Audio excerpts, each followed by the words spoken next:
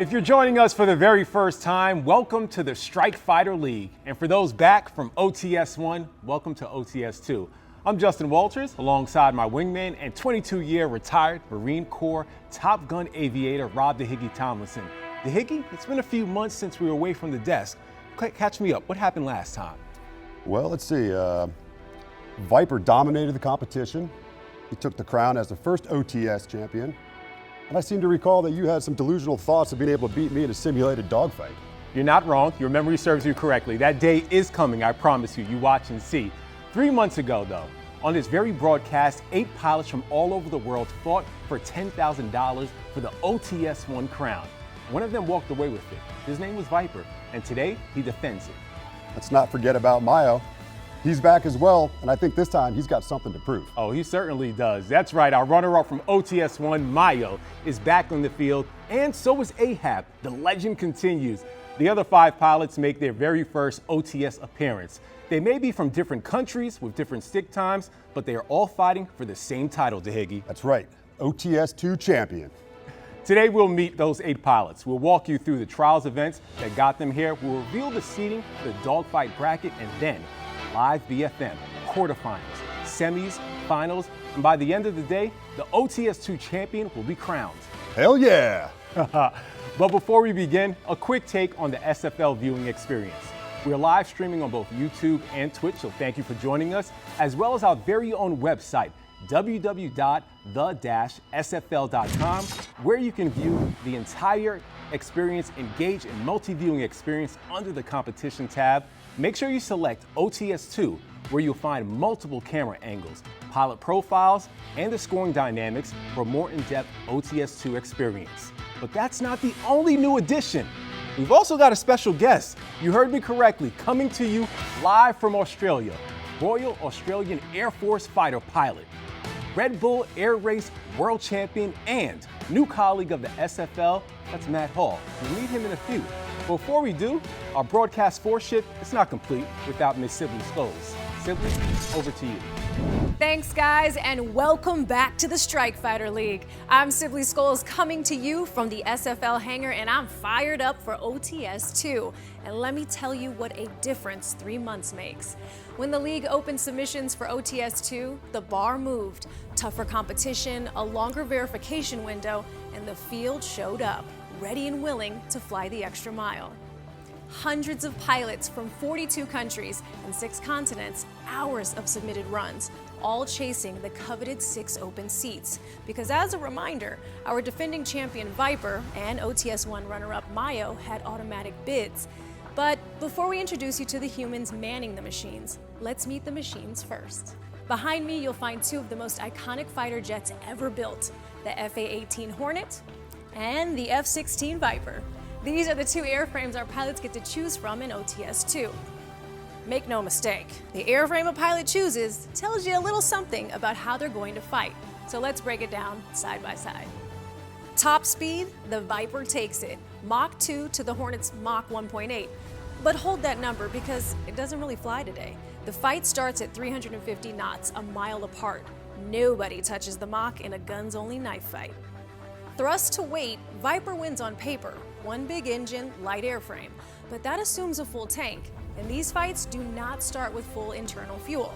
Both jets turn in at exactly 3,500 pounds of fuel, and at that weight, the Hornet's 2 engines pull it close to even. So that paper advantage doesn't really apply either. Turn performance. Here's where the Hornet shines. World-class nose authority at low speed. It can point and shoot when the energy is gone. Keep it fast, and the Viper, the sustained rate fighter, can work the circle, forcing the other jet to bleed first.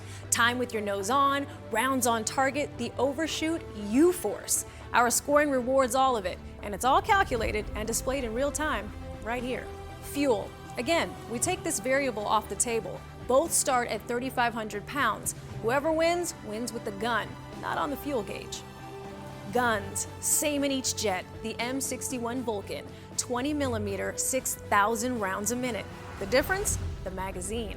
The Hornet carries 578 rounds, the Viper 511. Call it 13% more trigger time for the Hornet. And in a guns-only fight, every burst matters. And the character of the fight itself. The Hornet is the angles fighter. Slow, point, take the shot the other pilot can't. The Viper, the energy fighter. Fast, vertical, make the other jet break first. 2 airframes, many philosophies, but only 3 sets. Highest impact score advances. Everything else is just noise. The airframe a pilot picks is a window into how they think. The Hornet drivers, they're patient. They trust the airframe in the slow fight. The Viper drivers, they want the rate fight. But ultimately, it comes down to the man in the box and how well they operate their weapon system, their airframe. Well, now you know what they're flying and why. It's time to meet who will be in the cockpits. Here are the 8 pilots who earned their spot in today's competition. In the number 8 seed from the United States, flying the F-16 Viper is Bryce Deluski, call sign D-Ski.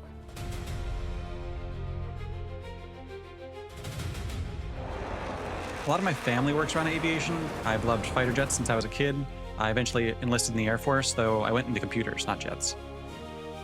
There's pressure leading up to the event, but it's hard to think about anything else when you're in the fight. Then you just follow the level of your training and good luck. I'm putting the reps in the sim, but I'm also studying the competition, watching videos from OTS-1. I'm coming for you, Viper. In the number 7 seed from Belgium, flying the FA-18 Hornet is Tobias Laverge, call sign Tobias.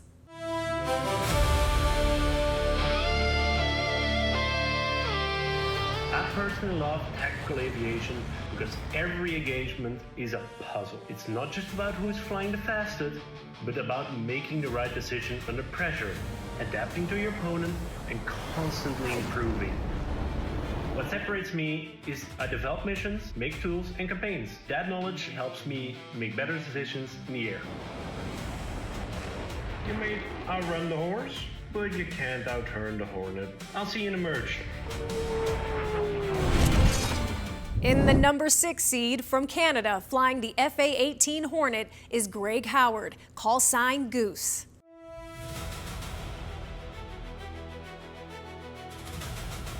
Why do I love tactical aviation? Because it takes all of the challenges of normal aviation, the navigating and systems management, and it requires a higher level of precision and situational awareness. I'm not sure how many other people are in real life pilots. I have somewhere north of 10,000 flight hours in light bush planes to warbirds to unlimited aerobatics airplanes. I came to SFL to win. If you're flying against me, I hope you brought your A game. In the number 5 seed from the United States, flying the F-16 Viper and making his second appearance in OTS is Michael Sprague, call sign Ahab.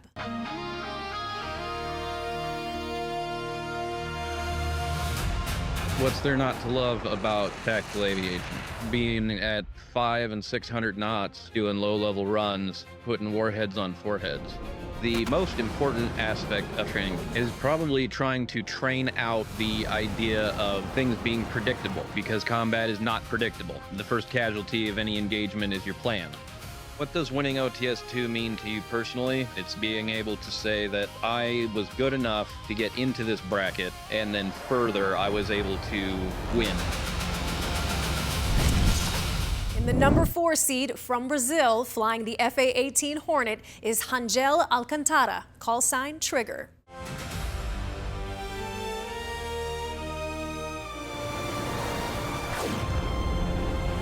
Follow a very simple philosophy.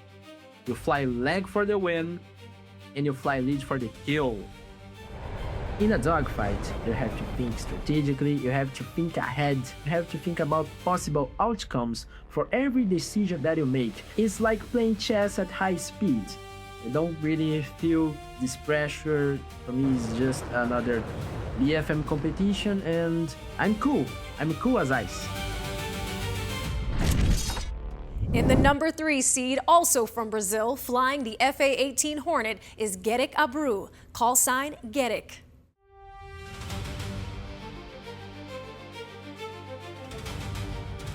I believe that a great pilot is defined by discipline, preparation, and the willingness to keep learning. Every single match I join, I feel a little bit of adrenaline rush. The goal is to use this adrenaline to get your mind to the level of sharpness you need to do the fight on the right way. I think the ultimate goal of the training is to become one with the machine. So you no longer fight consciously, but you fight just by thinking alone. In the number 2 seed from Italy, the runner-up from OTS-1, flying the FA-18 Hornet, is Federico Aloco, call sign Mayo.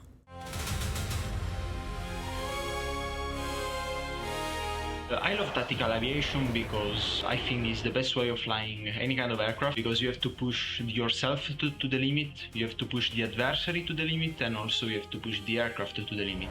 I think that I've made a lot of mistakes in OTS-1, so I just want to prove myself that I wasn't there for chance, but I wasn't there because I was one of the best pilots in DCS. Remember guys, the tip of the spear best to be sharp, so may the best win and fights on!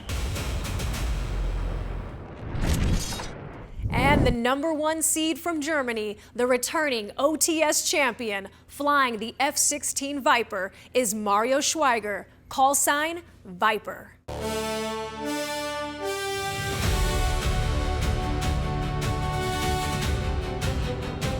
Yeah, the pressure is much higher than I ever felt in an online tournament, but I love pressure. In OTS-1 I was so nervous. This time I want to be more precise. I want to be a killer in the dogfight. Maybe I want to be more bold than I was in the first one. I will do my best to defend my title. There they are. 8 pilots, 8 seats, 1 crown. By the end of OTS-2, one of them walks away with $10,000 and the title. The other 7 leave knowing exactly what, or should I say who, stood in their way. Justin and Tahigi, back to you guys. Matt, welcome to the SFL. It's an honor and a pleasure to have you join us all the way from Australia. Thanks again. How are you feeling about today?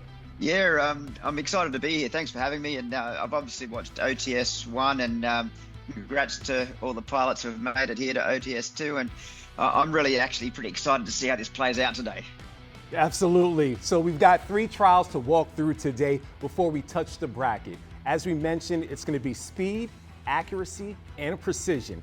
3 different events, 3 different skill domains, all run through this broadcast and all scored against league standards. Combined, the trials became the invitation to OTS-2 and set the seating for what we're all excited for, the dogfight bracket. All right, Matt, get ready. The speed trial is exactly what it sounds like. 1 pilot, 1 course, against the clock, start gate to finish gate, the full commitment. Right, Tahigi?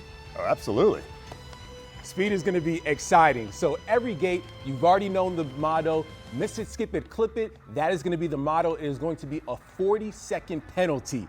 So it's not how fast, it's also about how clean you're able to run through this course. So Matt, walk us through what you're seeing here. Yeah, so for the speed one, it's pretty much going to come down to 2 things. First of all, how they lead turn the gate. It's not just point at the gate, you've got to get some turn room and lead it nice and tight. Second thing is while you want to go as fast as you can, you don't want to be too fast. There's 2 corners in there that if you're above corner velocity, you're going to blow out and not be able to stay in the track.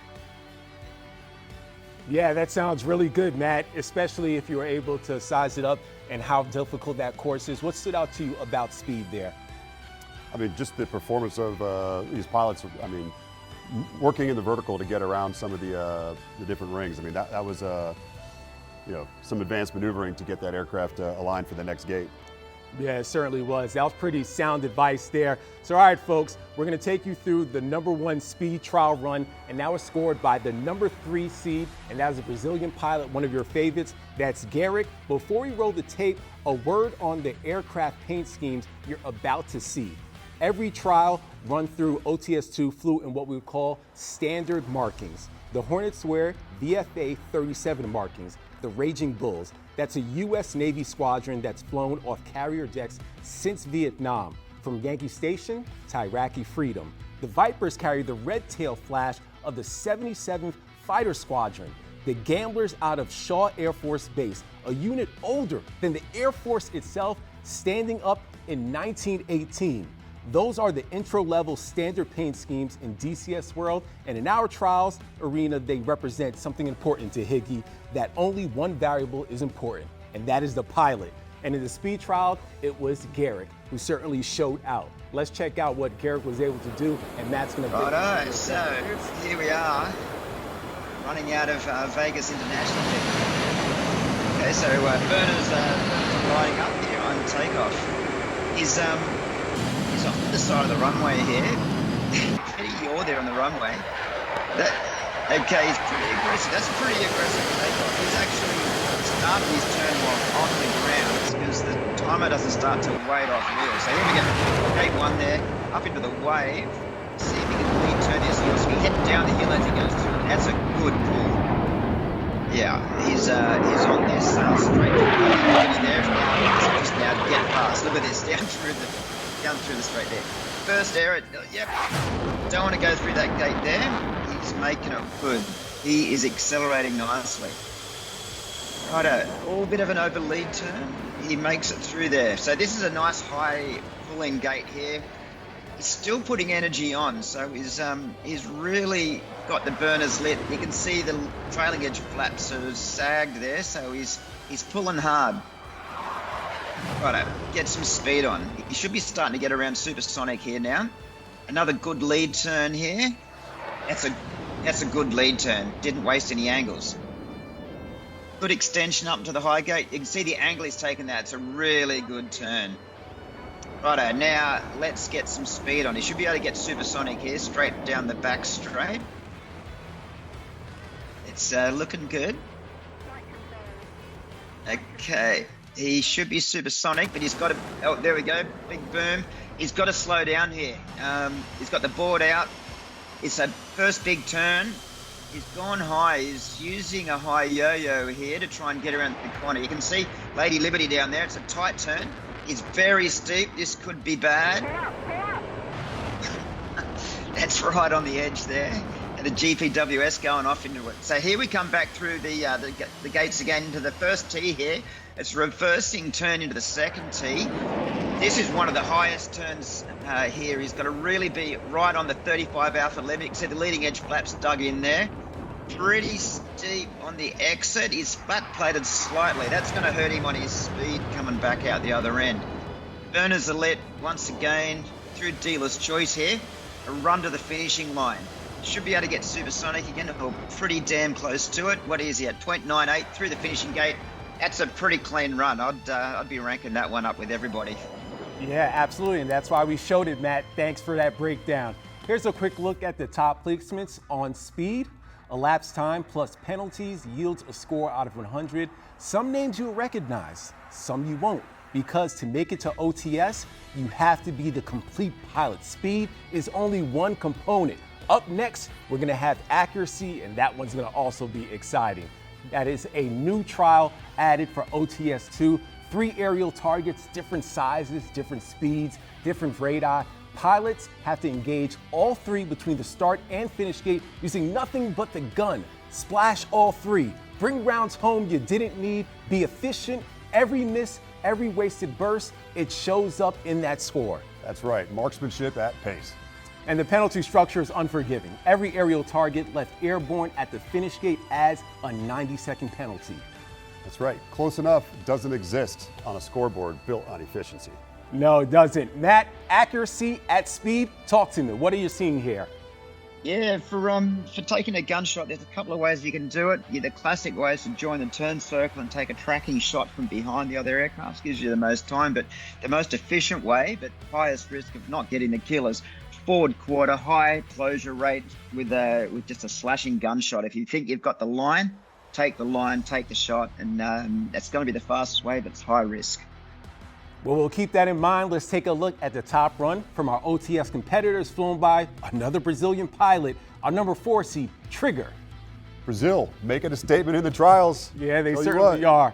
Here's a quick look at the accuracy board, but let's take a look at the video from Trigger and see what we're able to see. All those things that Matt was able to show.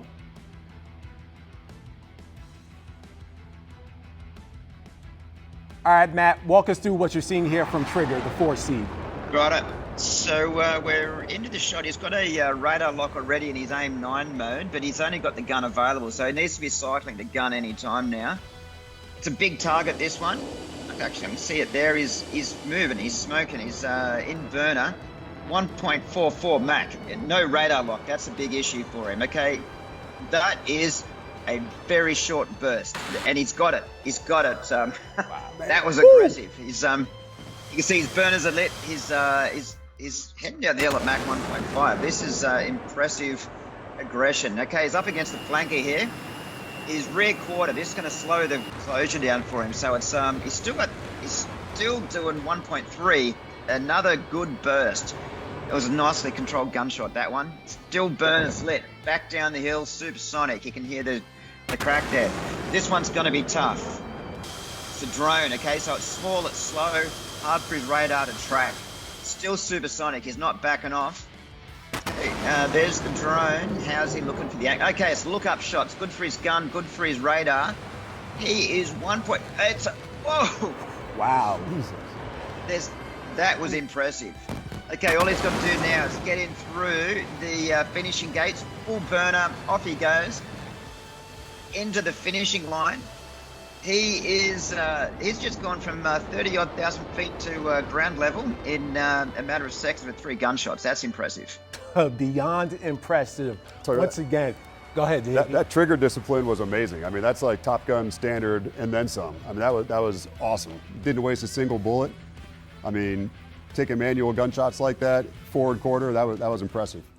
Yeah, it really was, and the reason why he was the top scorer in that trial. Let's take a look at the top scores from that, because Trigger led the group and we're able to show how everything shook out. Once again, some of the people that you see on this scoreboard, they didn't make it to OTS, but Trigger had the best trial of that. But these scores set the BFM. They do not decide how everything shakes out in the dogfighting, right, Higgy? That's right. That's absolutely correct. I mean, like we said before, they just buy you your seat with the trials, but it comes down to the man in the box in the arena when it comes to the dogfight. That's what it's all about.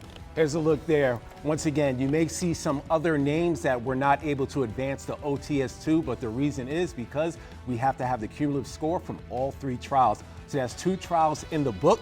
We have 1 more to break down, and that should be exciting with Matt. So, all right, Matt, so next up, we're gonna have accuracy. So walk us through what are the keys for accuracy. Yeah, so I reckon this is as close as it gets to combat. You know, we've had the guys show they can fly low, they can fly fast, but there's no point getting to the target and missing it because you didn't get the right weapons program, you didn't manage your energy, or you just didn't get the good track. So they have to really focus to get there as fast as possible, then slow themselves down, slow their breathing down, and just make sure that last bit of the precision is right there. All right, we're gonna keep all of that in mind. And to no surprise, Matt, you already know, once again, it's another Brazilian with the top score in this trial. We just saw Trigger, and in the first one, it was Garrick. Here is Garrick again with the top score. So walk us through this video and what impressed you about Garrick's run here, because it was one of the top scores through all of OTS-2 for the trials. Okay, so we're out of Nellis this time. He's done similar to his last run. He started the turn before he even breaks ground there. He's in a configuration here. He's got a couple of selectable 82s, and then he's got the 2 rocket pods on the left outboard station, which is really going to affect his drag and also make the plane a bit asymmetric. Under the power line, so he knows how to low fly, this guy. He's already proved that in the first run on speed. So right down low. This is looking good. He's being smooth with the jet. He's keeping his speed up. He's lead turning the gates nicely, looking good. Oop, bit of a yug on the stick there. He probably gave himself a bit of a scare. And we're coming up to the first pull-up point for the first weapons attack. So I'll be looking to put some high drag weapons down on this one with just because I don't have to go as high. I don't have to waste much time. He's gone pretty high here, and he's pretty quick. It's looking like he's actually taking slicks, actually. No high drag, so he's got 2 slicks off. Looks like it's an effective pass. He's back down low with GPWS going off. He is low, but he's doing a good job. Right up. In through the next couple of turning gates. Here's doing good nape of the earth flying. Look at that. He'll be transonic here. Even with the rocket pods on, he'll still be able to be transonic, I reckon, under more power lines. Here comes the next pull-up point. So rocket attack, he'll be looking at getting rid of 14 CRV7s. His salvo would be the program I'd be taking. He's got to control his speed once again. He doesn't want to be too fast down the dive here. Okay, he's got his burners out. He needs to be at idle, I reckon, to really just get that nice smooth. There he is, idle. Get some nice smooth tracking here. Altitude. All weapons gone. It's a low release. It's a low recovery. That was low. Could have hurt himself with some frag there, getting it, and yeah, he's getting a bit fully on the stick there. He's getting agitated. That's interesting. His pods are still on. They're drag. He should have jettisoned his pods after he fired the weapon. So it's just slowing him down. He's got a bit of yaw, asymmetry yaw. There they go. He's just pickled him, punched him off into suburbia there. He probably looked at his stores page and saw, okay, now he's got gun, he's got AGR, CCIP, everything is set. He's supersonic. You heard the crack there. The pod's gone now. He's pushing hard into the last pull-up gate, up the hill. It's a gunshot. He needs to slow down. He needs to give himself the track time. There he is, idle and bored. He's doing the right thing. Get himself, slow down, take that breath, big breath, slow down. He's already inside mid-range. Okay, he's got the shots off. It's a low recovery. Hope he hasn't fragged himself there, but it's a good shot. Now it's just clean the jet up. Full burner, unload it, either punch the stick slightly forward, get those leading edge flaps out of the way. The jet should be supersonic again in very few seconds. He is down low. Get into ground effect. We'd use ground effect in racing whenever we could to get fast. Okay, here comes finishing gate. That's a good look. Straight down through there. There he is. He's supersonic. GPWS going off. Finishes there. Supersonic crack. That's a good run. Well done. He's nailed it on that one. That was a wicked finish. Let's take a look at the leaderboard right there. There are the top scores for precision. Pretty smart right there. Love the breakdown there from you, Matt. So we have 3 trials in the books. Let's see where the 8 competitors are stacking up with the bracket seeding. We're going to be coming to, that was the precision. So you have Garrick right there who had the top score, but here is the bracket seeding. So starting off with Viper, who got the automatic bid. He is the returning champion. Mayo is the runner-up, recognizing from Italy. In at the 3, you have Ahab, followed by Goose. So it's been great all around. Trials are done. The leaderboard built the parking spots, but as the Higgy told you 3 months ago,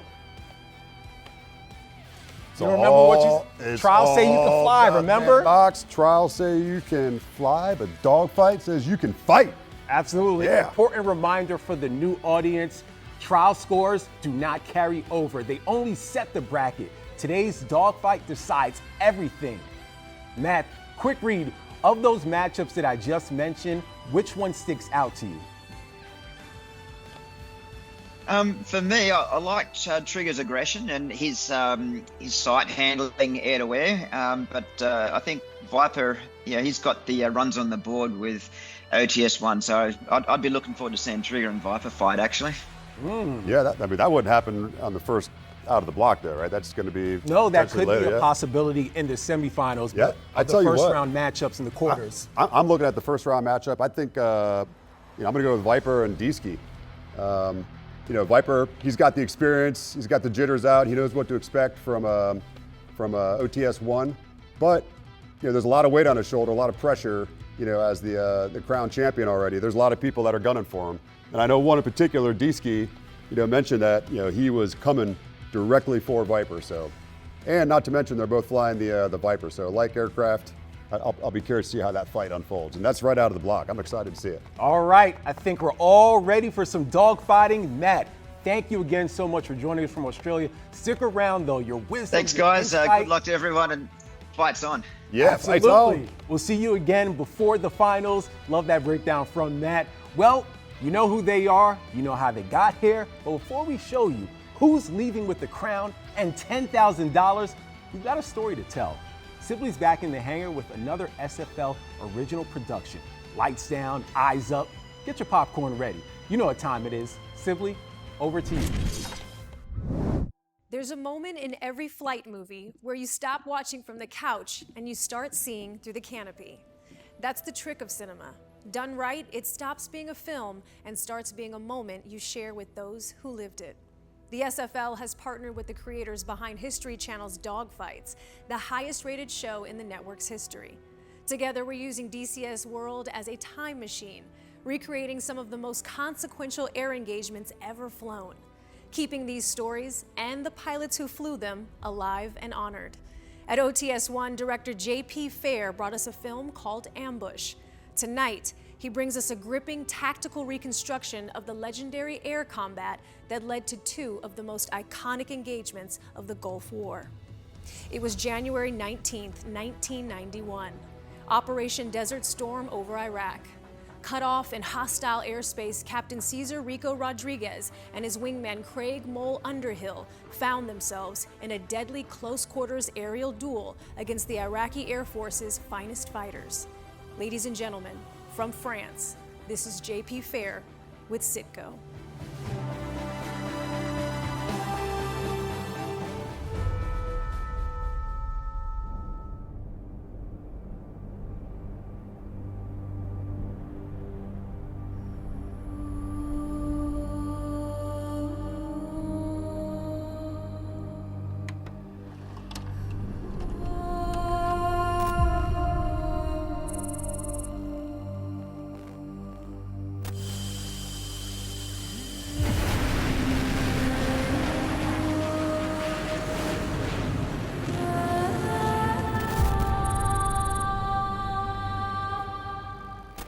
On January 19th, our initial mission was we were defensive counter-air. Our job was to protect the high-value assets, tankers, AWACS, rivet joint, everybody who was in support of the offensive counter-air missions which were moving forward.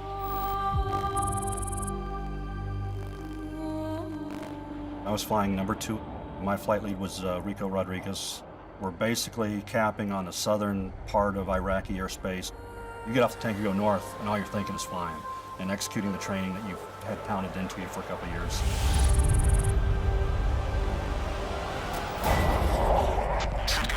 Contact 330 for 13. Sitco, copy. 290 left, go.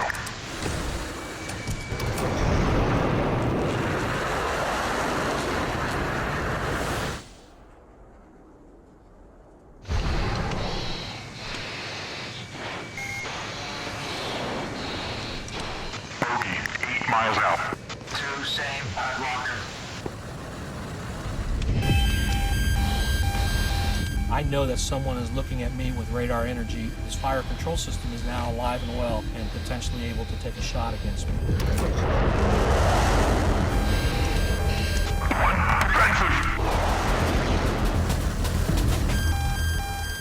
My defensive mindset is first to take my aircraft and get down below 8,000 feet so that his radar is now looking at me and includes the ground clutter.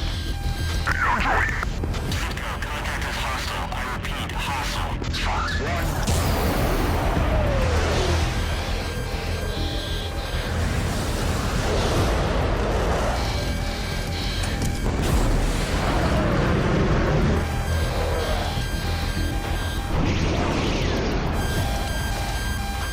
Tally.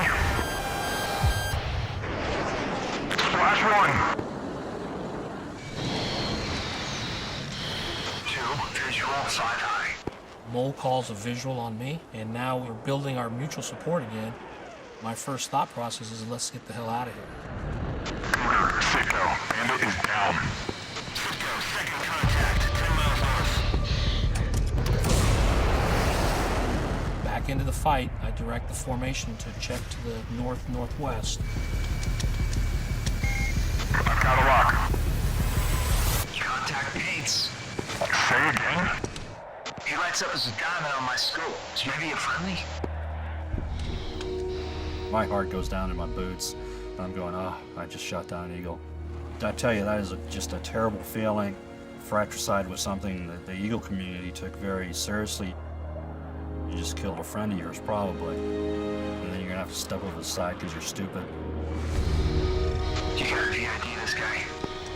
Copy. If I can get a VID before we hit the merge, that gives Mole an opportunity to take a shot and get this over with.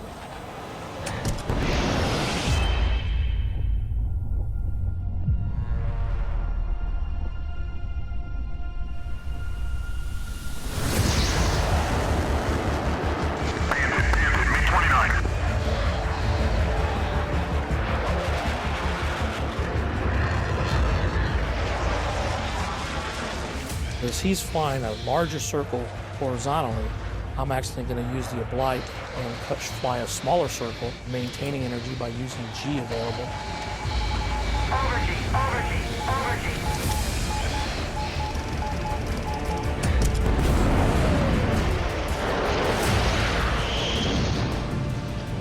Somewhere in here, I can only assess that the bandit sees me on the inside of his turn circle when he actually puts his lift vector on my airplane and pulls very hard to generate a square corner.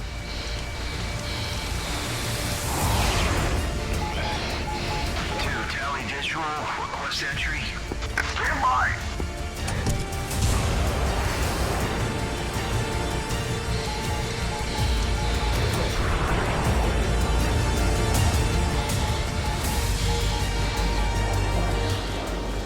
Point I thought I was going to maybe have a chance for employment of an AIM-7. The gun never crossed my mind.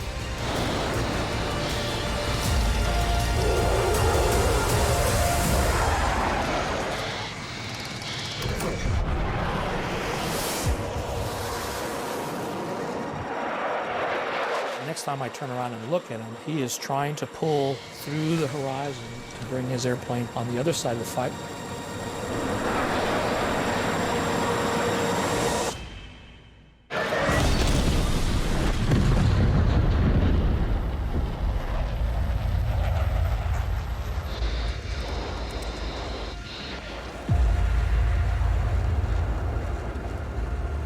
Bingo fuel. 2 tactical right side.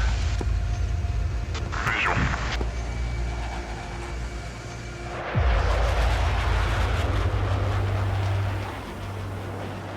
We stay pretty low for a while, stroke up the burners to start heading south, and then start our ramp up to get up high and start saving some gas. That's when the nerves started to calm down a little bit. The adrenaline started to go from the brain down to the boots, is what I would like to call it. You know, I did my job. More importantly, I didn't get my flight lead killed. We did everything per our wing training standards. And then on the way home, it's, oh, thankfully, I didn't screw up today. And to throw in the fact that I was shot an airplane down, it's lifetime full of memories.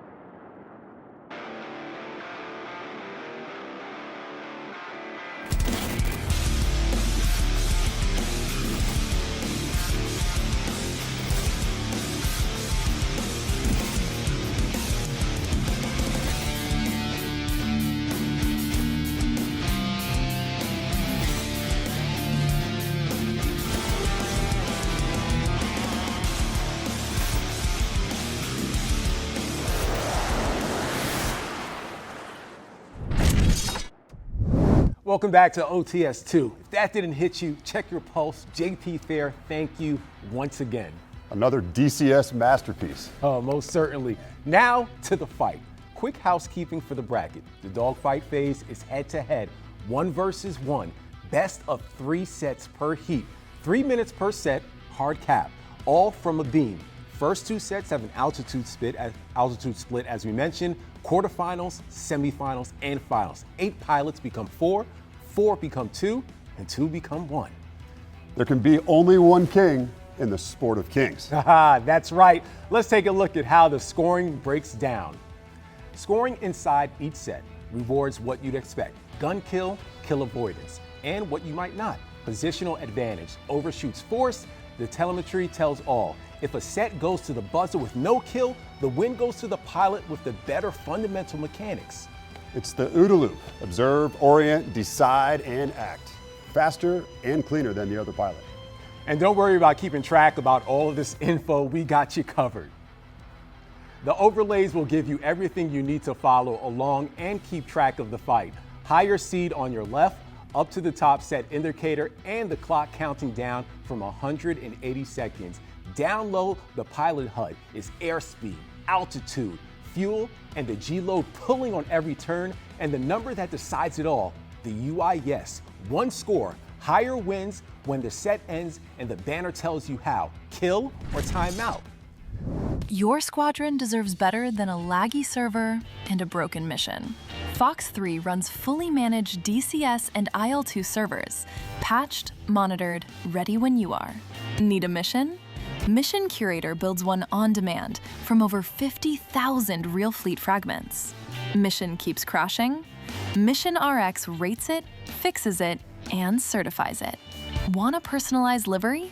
Skycraft builds custom squadron liveries in your browser. Manage solutions. Fox3servers.com. Ready to fly. Let's take one more look at the bracket before we drop the hammer. Number 1 overall seed is Viper, reigning champ from OTS-1. The wait is over, 4 heats, 8 pilots, only 4 advance. Quick reminder for anyone new, the voice you're about to hear calling the flight is Classic. He owns the airspace from the moment fight's on until somebody's smoke trial tells us it's over. That's right. When Classic talks, the pilots listen. Heat 1 seed versus 8. As I mentioned, Viper, it's your go against D-Ski. Here we go. It's the number 1 seed Viper from Germany versus D-Ski from the US. Classic, over to you. Good copy from the desk, guys. This is Classic, and welcome to the dogfight. Fighter pilots, this is what you have been waiting for. There'll be a slight pause as I start the server, and then you'll hear the fights on. 3, 2, 1, fights on.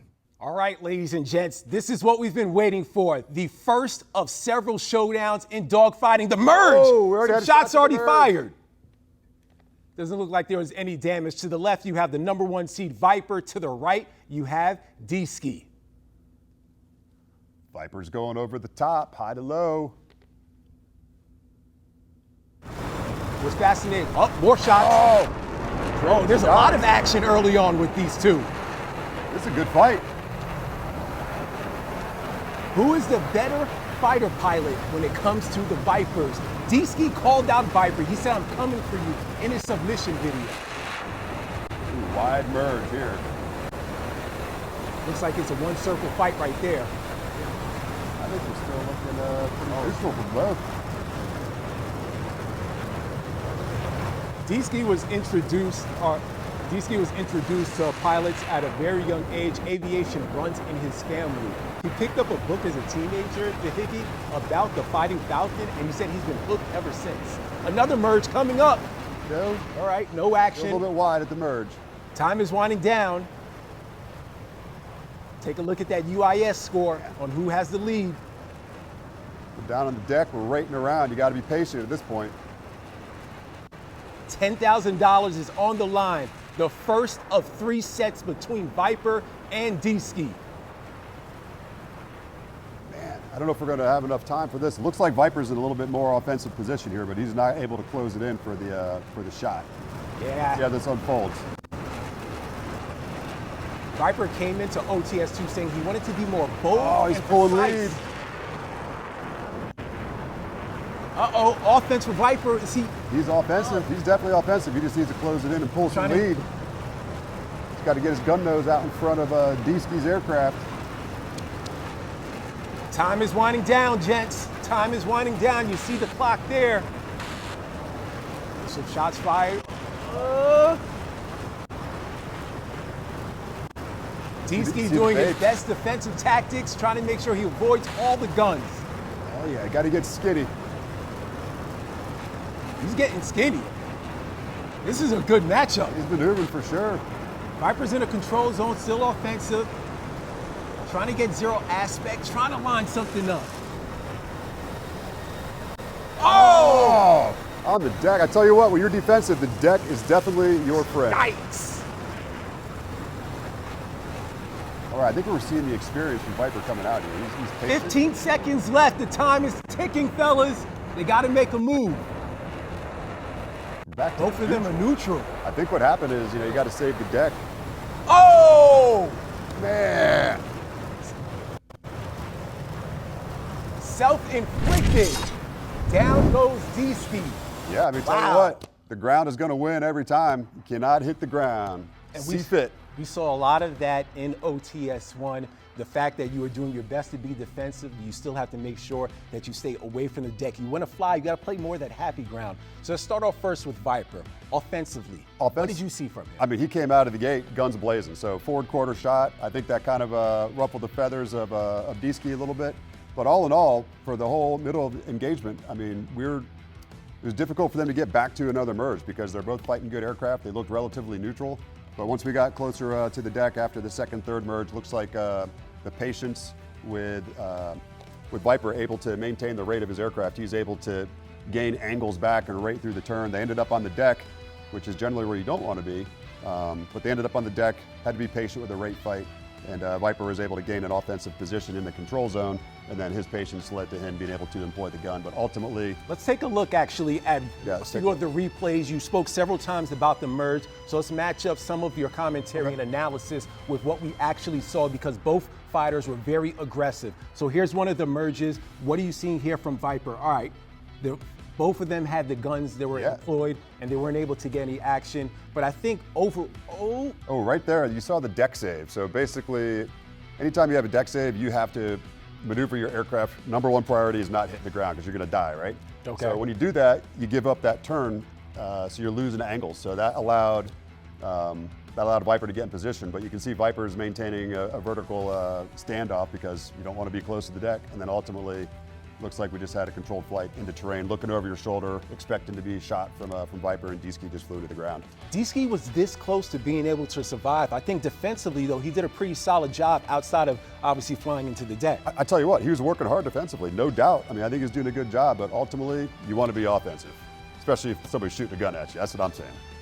Coming into this, you told me off camera that you had your eyes on Viper. I know Garrick is one of the top pilots. You want to see how everything shakes out. Were you impressed with what you saw from the reigning champ, at least early on? Yeah, I think he got the jitters out early on. I think he came out aggressive with guns blazing, forward quarter. That is hard to do. But then ultimately after that, I think just his patience and skill set overall, through that was a drawn out engagement. That was a very long dogfight, in my opinion, all the way to the very end. But he ended up at the end just being patient, and that's what worked out. So I think skill, training, over time, helped him with that. Yeah. He did not follow all the way down to the deck where D-Ski was, because it's very difficult to employ the gun. If you're trying to shoot somebody and you have an overshoot, you're going right into the ground yourself, so you don't want to do that. So I think Viper played it very well and obviously came out on top. Yeah, what we're going to see in set 2, just a reminder, I know in OTS-1 you guys saw the perch, but that is no longer the case. So we just saw Viper start off with a higher altitude, 17,500 above ground level, and then D-Ski had 12,500. Now they're going to swap. So D-Ski is going to start off with 17,500, followed by Viper. And then for the third set, they're both going to start off co-altitude at 15,000. What are you expecting from that first merge? Because you saw a lot of aggression in these R2 Vipers. You have to be aggressive off the perch. If you're working from high to low, I expect the aircraft to try to turn inside and get the first shot, and then use gravity to your advantage to continue maintaining the energy on that aircraft, for the follow-on merges. Yeah, and there could be a kill bonus as well. We'll get into all of that scoring factor, but it's great to see the UIS up there in real time. Yeah, you're trying to calculate everything. And also the third screen, so you see the left, which is going to be of one fighter, the other competitor to the right, and then the bottom middle is what we call tact view, and that is a wicked angle. Yeah, it's great to see the ribbons flying around through the air. It gives you a good three-dimensional picture. Yeah, I really like the upgrades the team did, with the overlays. Being able to see neutral versus offensive and defensive, that was really great to see. All right, over to you, Classic, for set 2. Classic, I got it. Getting ready for set 2. You guys have swapped sides and swapped altitudes. Once again, server will come off pause in a second, and then I'll count you down. Good luck, fighters. All right, here we go. Set 2. As Classic just said, it is going to be swapped. So you have D-Ski starting off with the high altitude. 3, 2, 1, fights on. Here we go. Showtime. Yeah. right, here we go. First merge.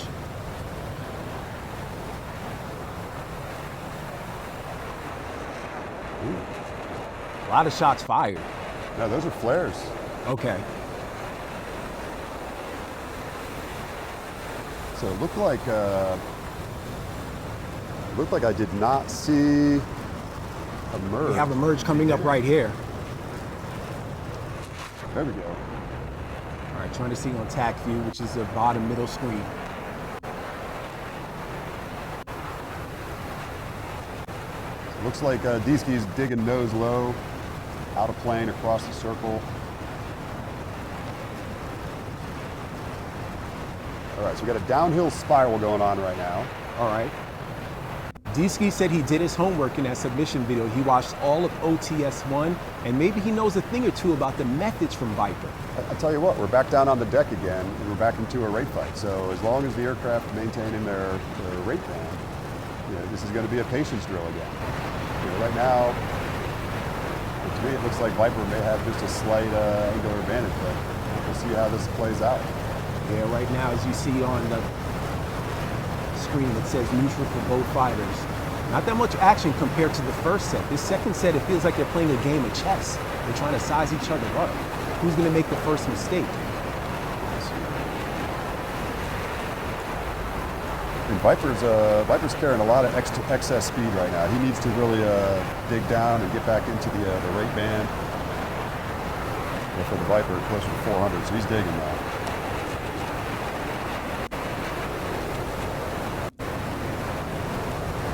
Viper came into OTS-2 saying he wanted to be as precise as a knife. All right, we're approaching the 60-second marker for set 2 between Viper and Dieske. Who is going to advance to the semifinals? It's not too often that you see aircraft end up on the deck in a dogfight and then work well into the vertical again. Oh, what do we got going on here? Slow down now. All right, Dieske's got a really good energy advantage. Just missed. Man. Oh no! Shots. He got him. That was precision right there. I tell you what, it looks like he sold some energy to pull for the shot. Yeah. There we go. Viper again. Man, that was awesome. That was clean. Set complete is a kill. All right, once again, Viper was able to win that set. What did you see from him? Because the fight didn't start off with that much action at first. I tell you what, at first it was kind of hard to see what was going on there. It did not look like Viper went for an aggressive merge. Maybe he's thinking he had such an advantage from the first round that he maybe wanted to try to survive and deny the kill. But ultimately, Dieske forced a merge to happen, and they ended up working downhill, and that downward spiral, like we saw again, ended up on the deck. However, in the Viper, this is where it has a little bit of advantage. On the deck, they ended up with 400 plus knots of airspeed, and you saw them try to switch up the game plan. And they worked back into the vertical, and then ultimately I saw Viper, sell some airspeed, which that's an aggressive move for a Viper if you're in your rate band, to give up your rate band to get to a slower speed. But ultimately, it gave him the opportunity to employ the gun, and with his skill set, he put the rounds. It looked like through the wing of Dieske's aircraft, which was a bad day again for Dieske. There's a reason why he is the reigning champ from OTS-1. He came back wanting more. Let's take a look at a few of the replays there from set 2. Once again, remember, with this first merge you're about to see, you had Viper starting off with a lower altitude at 12,500. You corrected me, great job, my buddy, saying that there were a bunch of flares. But what did you like, at least from the energy management? Because you pointed it out from Dieske, even though he ultimately lost his set. Yeah, it looked like they're both doing a great job maintaining the energy. I saw him right in the 400s in the rate band for the Viper, meeting understanding their machine, but ultimately I think Viper saw the opportunity, for the kill, and he went for it. He pulled below the rate band numbers, trying to get a smaller turn radius, gaining some angles, and it worked out for him. He got in the position where he could employ the gun, and he was, steady hands. That shot that he had. It was awesome. That was on the money. And for those that don't know, the Viper is a pretty small airplane, and when you're shooting a gun at a moving target that far away, I mean that takes some steady hands. some impressive skill to be that precise. What are you seeing right here from the replay from both fighters? Right here we have the advantage here. Ooh, there was a shot that was just fired. Yep. It wasn't obvious. There yeah, we go. there That we was go. a shot. There That's we the go. gunshot replay Yep. that we were looking for. So based off of what you saw from the angle, a better shot right here from Viper. That was difficult. He fired it at the precise and accurate time. Yeah, absolutely. I mean, I saw him work over the top. So when he worked over the top, obviously you're going to sell some airspeed to do that. There's a risk in a dogfight. You don't want to lose your energy package. But he had fangs out. And he went for the kill. He got the job done. I like it. That was impressive. I mean, don't try to sell short the reigning champ at all. Hey man, I tell you what, he's here. He's here for the second victory. I mean, he said that. He wants it. Yeah, I watched that video. He said, I don't want to be a one-time champion. I want to be a two-time champion. And what was great about him in his first victory in OTS-1 is that he used the 10K winnings for a recently married guy, for the honeymoon and the marriage. Oh, yes, absolutely, man. I think we're going back to the next fight. Yeah, we are. We're going to have one more set between these two. We sat we had both of them swap with the altitudes, and now it's going to be co-altitude. They're going to be starting both at 15,000 feet. So right now, if you're D-Ski, walk me through what you want to do, because talk about aggression. After losing the first two sets, he has to come out guns blazing. I tell you what, hands down, time to kill. He's got to be aggressive right up front. He has to get the kill at the first merge. I don't think there's any other way for him to salvage 2 losses so far. All right, here's set 3. Over to you, Classic. Classic, I got you loud and clear. Here's the third and final set of our first matchup. 3, 2, 1, fights on. Yeah. All right, D-Ski has nothing to lose here. He has to go after it, leave it all out on the line. All right, here we have. Oh! That's the opposite of what we needed. No. It looked like Viper was much more aggressive off the start. He got inside for the shot. Viper is flying like the seasoned vet. He said he flies for fun, and he also does it. He's a certified flight instructor. Yeah, interesting. I think he's flying gyro flights. Pretty cool. Bavaria is in the building, the reigning champ, making a statement here. Set number 3, the winner advances to the quarterfinals. D-Ski once again is on the defense. This is not Viper coming in hot. Viper coming in hot. Isn't that? Here we go. Trying to size him up.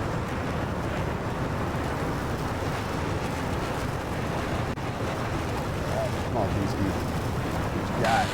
He's back on the deck. More shots. Oh, we got rounds connected. There we go. Viper, you might as well, it's like Mortal Kombat, flawless victory.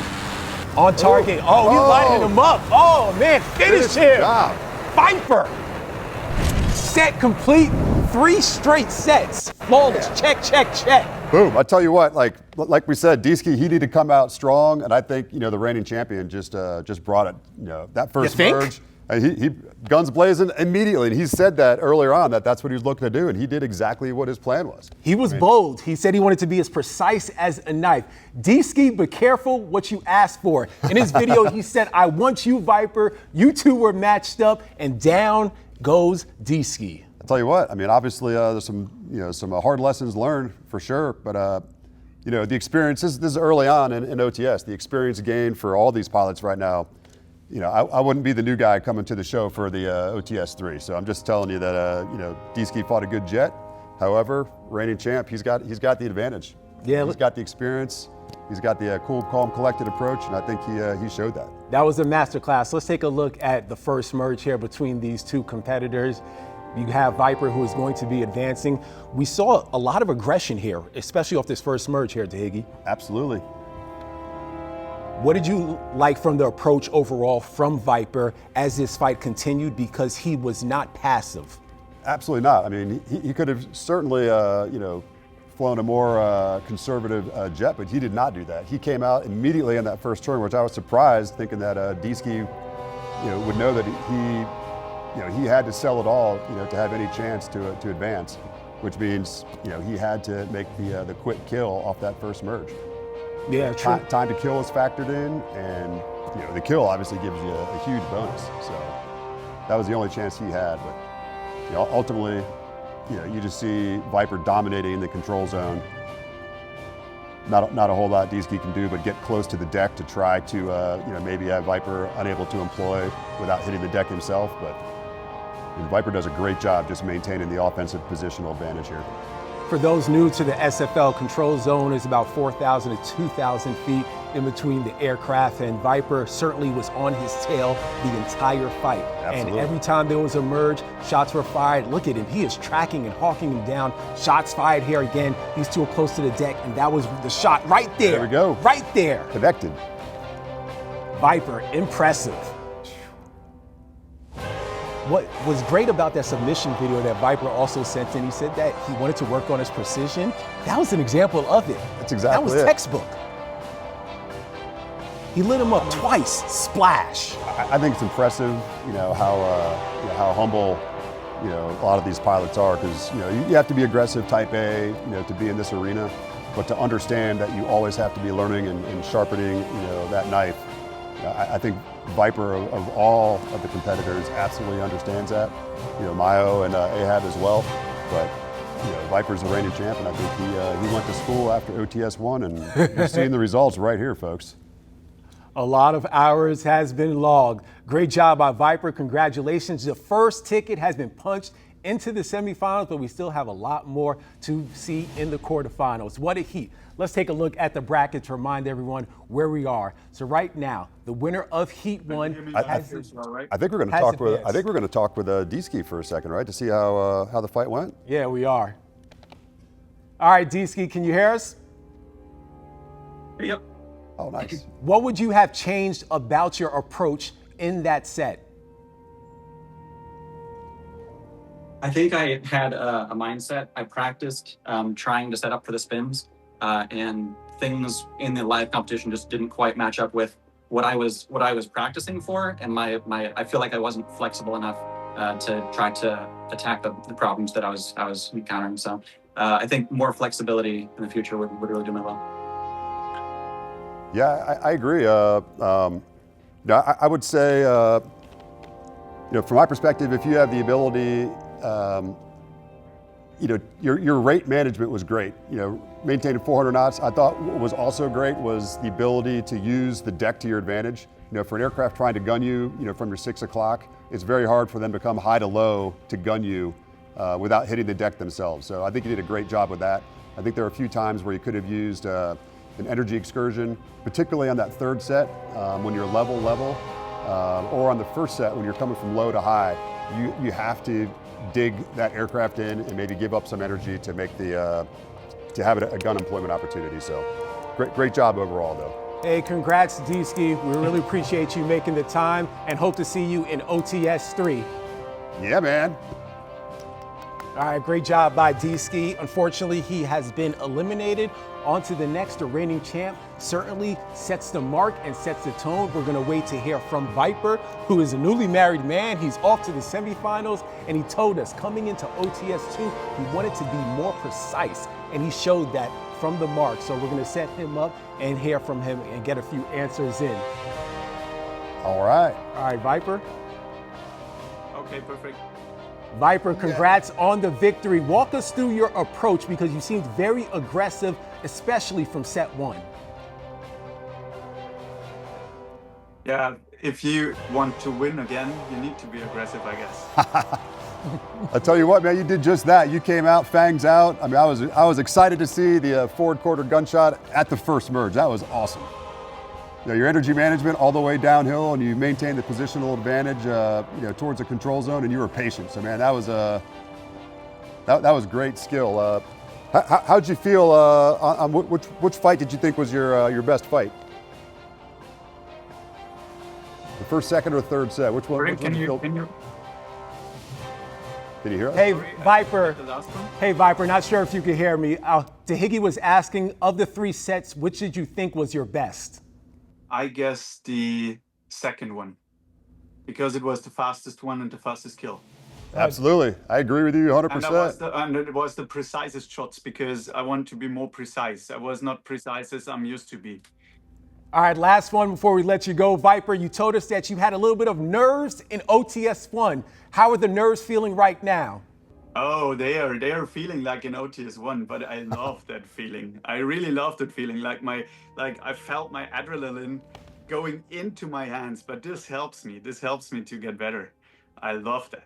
I tell you what, my palms were sweaty just watching, man. Just reflecting back to the good old days of doing it for real, man. It's exciting, and I'm glad to see that that transposes over to you guys in the virtual world. That was awesome to see. All right, Viper. As you walk into the semifinals, the first ticket that has been punched, is there anything you want to change going into the semifinals, knowing that the competition is maybe a little bit more stiffer? I tried to give my best. I want to win again. I want to defend my title. It will not be easy to get me killed, hopefully. Yeah, but we will have a look. The other guys are really great doing. They are really great dogfighter. Everybody put a lot of effort into that. And so, yeah, they are looking to get me because I got the target on my back, like you said before, right? Well, I tell you what, keep doing what you're doing, and I think you'll continue to do well and advance to, hopefully to the finals. Do you have your eye on anyone, Viper?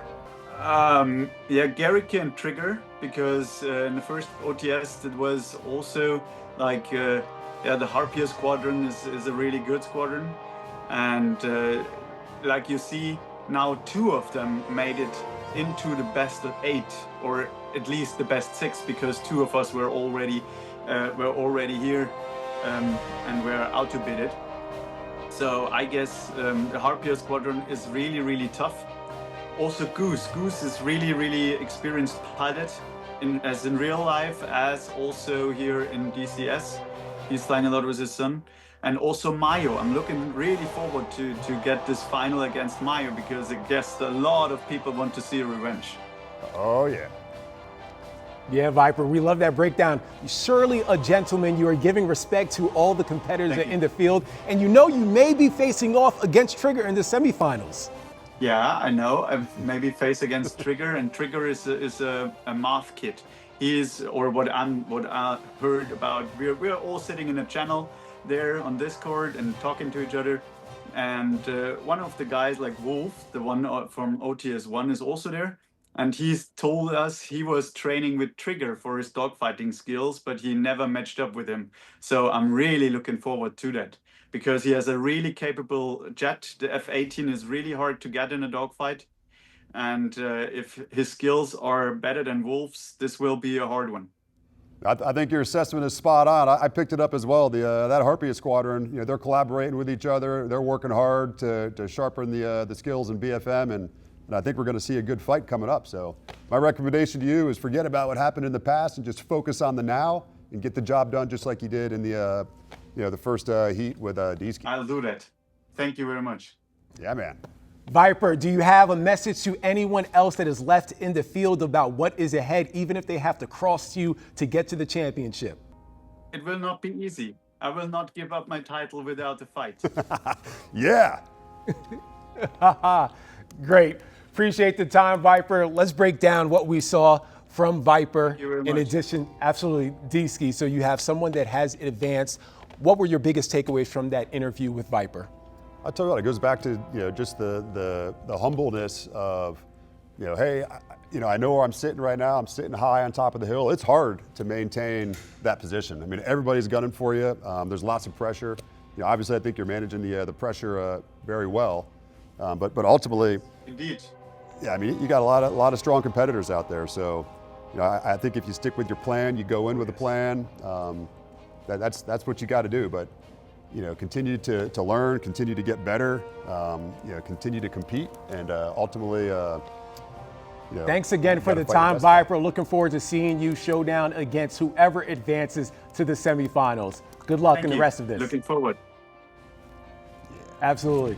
Let's take a look at where things shake up after the first of many sets are complete. So you have Viper moving victorious. Diesky has been eliminated. It was a showdown of 2 Vipers going head to head. Now we're going to get a chance to see the runner-up And that is Mayo. So you see at the top left, Viper advances, the #1 overall seed. He said he wanted to be a 2-time OTS champion. Well, he did the first box, or checked the first box to accomplishing that. And now he has a possibility of facing off against Trigger, but we're gonna see Trigger and Ahab face off shortly. Next up, we're gonna have Mayo and Tobias, the 2 versus the 7 seed.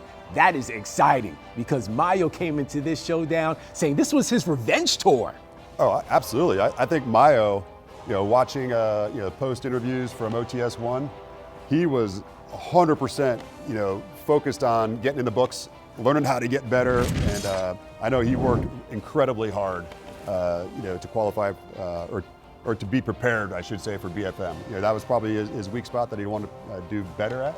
And I think he's going to show us something in this fight. He is. Remember, we have 3 returners and we have 5 new competitors in the field. One of those new competitors was just knocked out. Mayo is going to be taking on another new competitor. But I think what we saw from the first showdown in the quarterfinals between D-Ski and Viper, it certainly helps when you came from OTS-1 because there was a lot of aggression from Viper and he showed the experience that he had from OTS-1. Absolutely. I think experience 100% matters. I mean, in real life as well. In this situation, I think Mayo definitely has the advantage. He's already been there. He's already got the jitters out, the nervousness. He knows what to expect. For Tobias, again, unknown quantity coming into this, so he could also surprise people. But I'm going to give the advantage to Mayo in this fight. Okay, so the last matchup we just saw, it was Viper versus Viper. In this showdown of the next quarterfinals, it's going to be Hornet versus Hornet. So what are some of those advantages that you will see, or what are the things that you're looking for knowing that it's 2 of the same aircraft? Well, I mean, the Hornet, it can do jack of all trades, master of none. I mean, ultimately, I think what we're going to see is the fight will either have a quick kill early on, or it's going to, have a series of exchanged merges down to the deck, and then whoever has the ability to maintain the angular advantage and get the shot is going to win. All right, here we go. It's Mayo taking on Tobias, the first of 3 sets. Over to you, Classic. Desk, Classic, I got it. Welcome to the second matchup. Dogfighters, I'm going to take you off pause, then I'll count you down for the fights on for your first set. 3, 2, 1, fights on. All right, showtime. Set number 1. To the left, Mayo representing Italy. Here comes the first merge. That's a wide merge. And to the right, you have Tobias representing Belgium, the Flemish region. Shots fired from Mayo. Tobias recognized, though, he maneuvered, got skinny.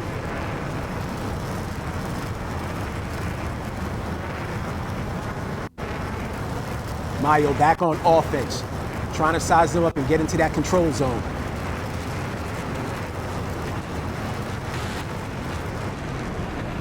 All right, here we go. We definitely have Mayo saddling into the control zone here. And being very aggressive. Yeah. What are you seeing from Tobias? Oh, what did you see from Tobias defensively over there? Well, he's obviously got his eyes on his opponent, and he recognizes the impending gunshot. He's going to try to get skinny, put his wingtip on that aircraft and pull to try to get his aircraft slightly, when you're beat down, slow airspeed. Mayo, more shots. Yeah, there we Precision. That is what you taught. On the deck. You said it best. We came into this talking about the experience we saw in the first quarterfinal match, and we just saw it again.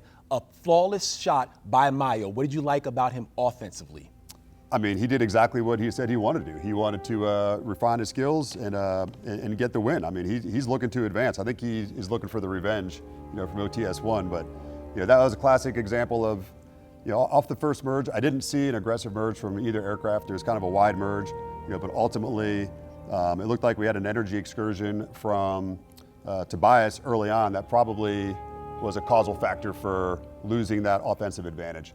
And then ultimately on the deck, very, very skilled shot from Mayo, being low on the deck with a 2-degree nose up, cant on the gun on the Hornet. You have to dip your nose to actually employ. So if you see Tobias on the deck, that's a good place for him to be defensively, but very challenging for Mayo. So I think Mayo did a great job finishing finishing with the kill. He did. The first set goes to him. Let's walk the viewers through some of the things you just broke down, starting off with the first merge. We have a replay of it to Higgy. What did you see here from both pilots? Because it didn't seem like it was that much aggression, and you said it was very wide, right? Yep. Like immediately coming from high to low, you have to realize at 17,500 feet, the aircraft is it's thinner air. You don't have the performance. If you choose to dig really hard and try to maintain an angular advantage, hit that merge, the Hornet's going to show up at that merge slow and beat down. So I'm guessing that Mayo just kind of, milked it a little bit and didn't pull as hard as he needed to. So he had a really wide merge, but ultimately maintained his energy, for the follow-on merges. Yeah, Tobias was on defense really early on, and for the most part of set one.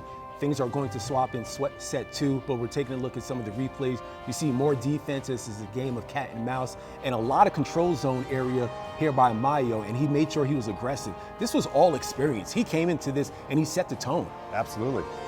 For Tobias, when he was down on the deck, if he had, maybe over 300 knots when he got down to the deck, he could have exploited back into the vertical to see if he could have Mayo follow him and make a BFM air.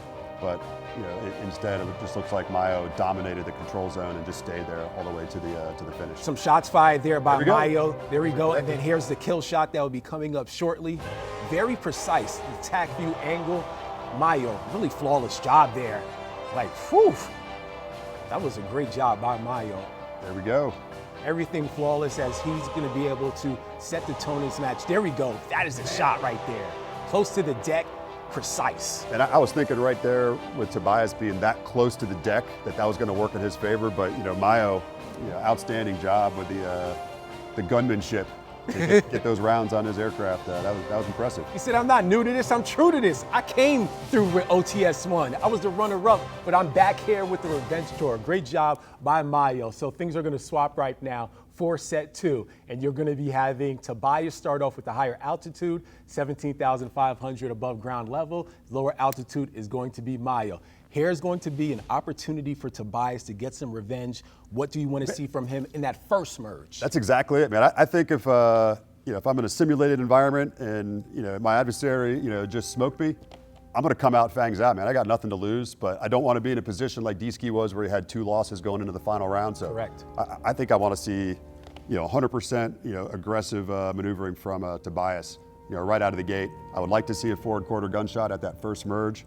I think he may have had that opportunity on the last set, but unfortunately we didn't see that. So coming from high to low in a Hornet, you got gravity helping you out where he's going to be sitting up high on the perch at 17.5. I'd like to see him dig hard, sell some of that energy, have an energy excursion where he can have the opportunity to employ the gun at that first merge. I think that's his best hope for success in this next set. Maybe he's listening and those skills will be tested. That was a great breakdown, and make sure you keep an eye on that very first merge. We just saw in the first quarterfinal match, you had Viper win the very first 2 sets. Tobias does not want to be in that third set, having lost the first 2 to Mayo.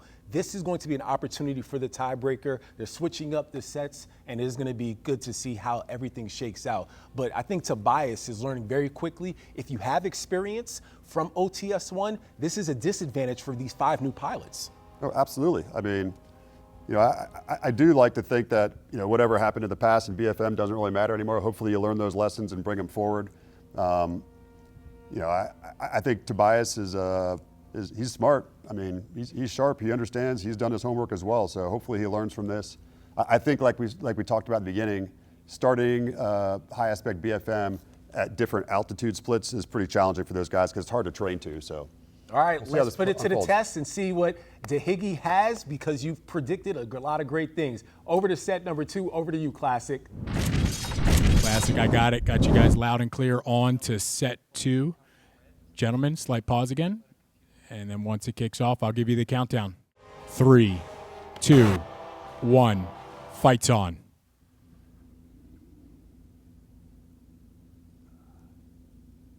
Here we go, set number 2. Pay attention to this merge. All right, first merge. No shots fired. Still trying to size each other up. You mentioned Tobias and how he's very strategic. He studies DCS, found it about 4 years ago, and he said he loves to learn from other competitors and make missions.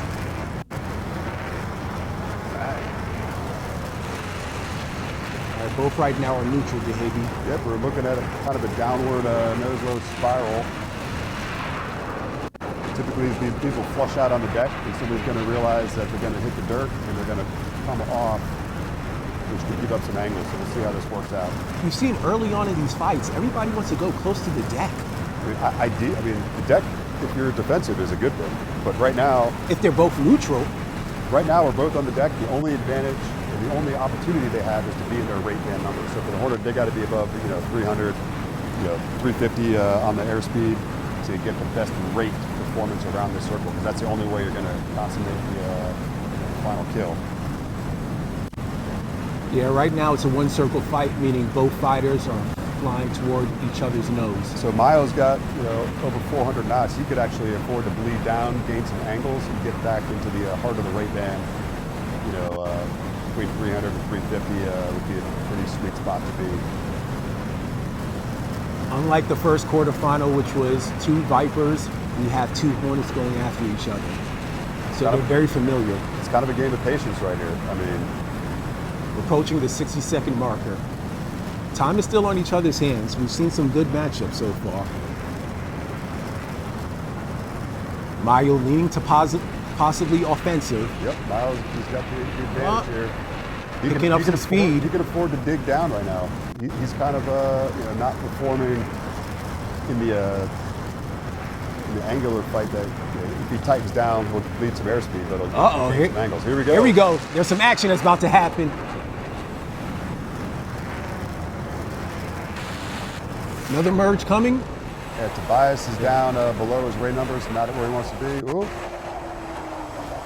Man, we had a swap.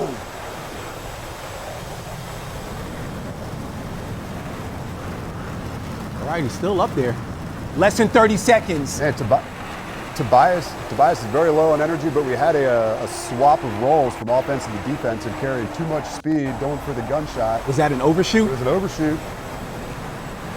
Less than 15 seconds. Time is ticking. Yeah, Tobias did a good job getting energy back on his air. Oh, close to the deck, close to the deck. 5 seconds left. You're looking at that UIS score. It's leaning way more to Mayo. Set complete. All right. Tell you what, that was a good fight, man. I mean, initially, once we get in that rate fight, I saw that Mayo was carrying more than 350 knots. It was kind of like the target. I think it's closer to 310 is where you want to be, but 350 is a good target number when you're fighting and looking over your shoulder and trying to assess what's going on outside. But what I saw, though, is he could have had a quicker kill.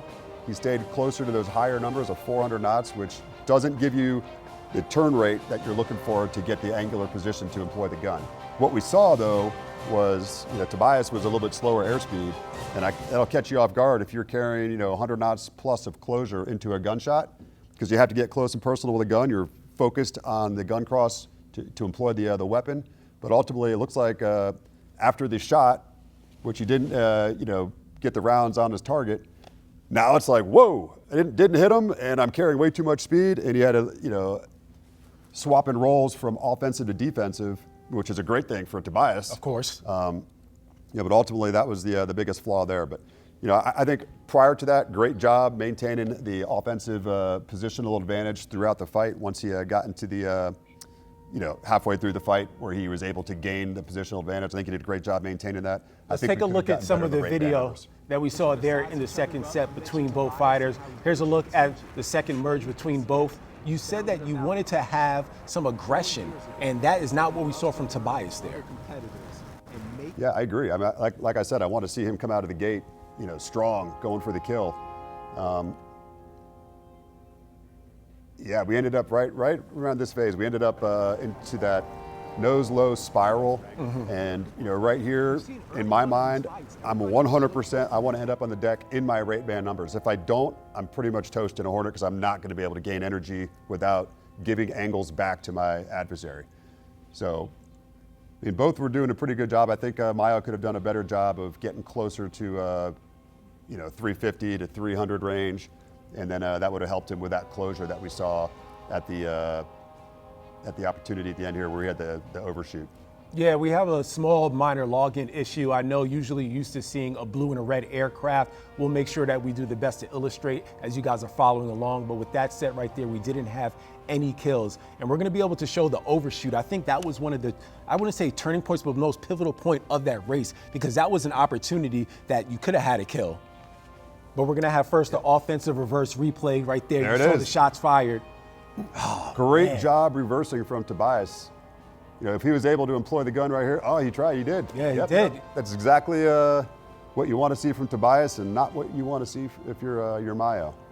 Yeah, for someone that came in very experienced, it happens, but the aggression may have hurt him as he was trying to slide in. But great job defensively, as you mentioned, to immediately switch it up. It's just that he wasn't able to hit Mayo up there. Yeah, right there you see his slow energy, so the aircraft isn't as stable. You know, it's kind of like a fleeting opportunity, because I'm sure he's also worried about slow airspeed close to the deck. You know, that's a bad place to be if he ends up stalling the aircraft and, ends up falling into the deck. That's not a good place to be. But great job. I think he had a great situational awareness. What I think Tobias did incredibly well was his guns defense, meaning I see my adversary getting ready to shoot at me. I see his gun nose becoming a factor. I'm going to go ahead and get my wingtip on to get skinny and try to maneuver out of plane to prevent those bullets from hitting his aircraft. So I think he did a great job. All right, give the viewers one thing that you're looking from each fighter going into this final set, because this is going to decide it all, who is going to advance and punch a ticket into the semi. Starting off with Mayo, what are you looking for? I'm going to say the same thing for both.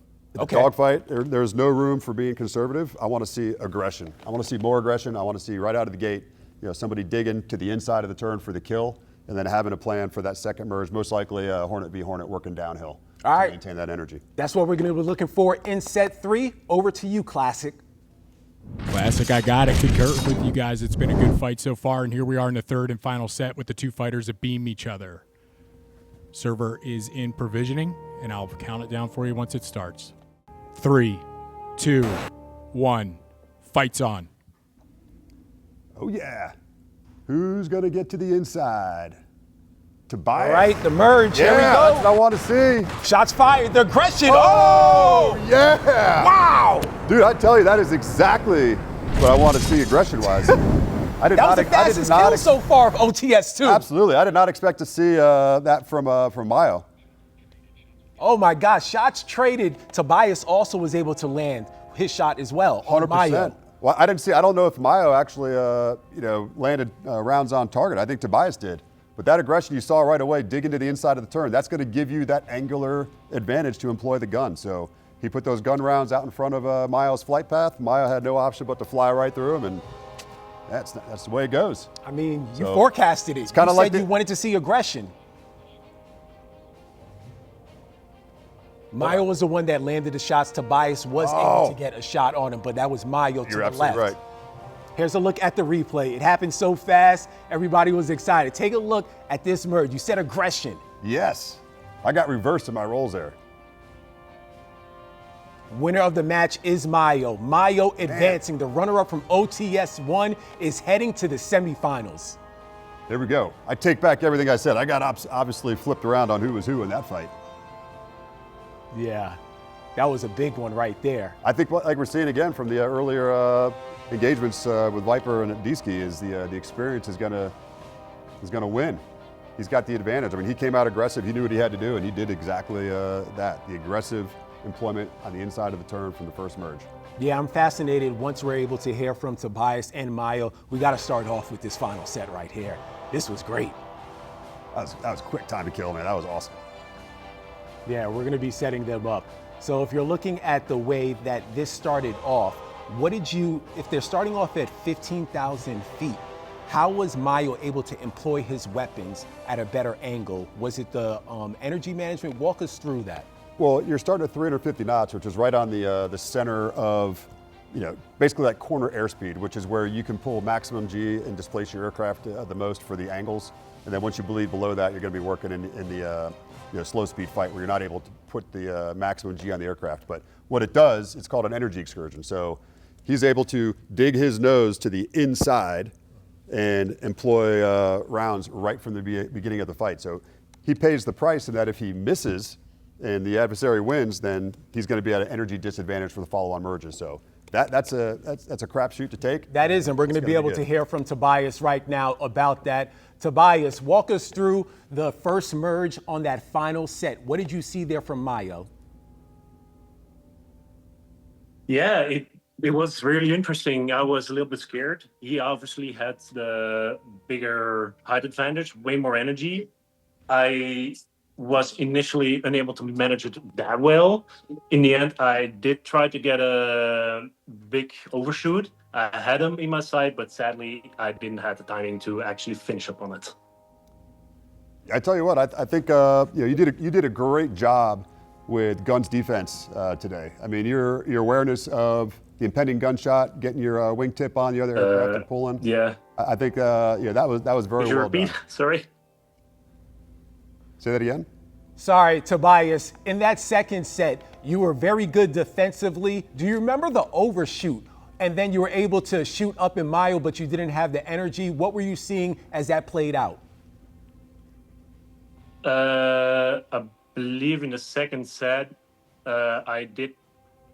It went very fast, very stressful. Obviously, I did think I had him in the pipper, but sadly, again, nothing. I think you did a great job managing your aircraft on the deck. You saw the overshoot. After Mayo employed the shot, you immediately saw his overshoot and reversed, which is exactly what you want to do.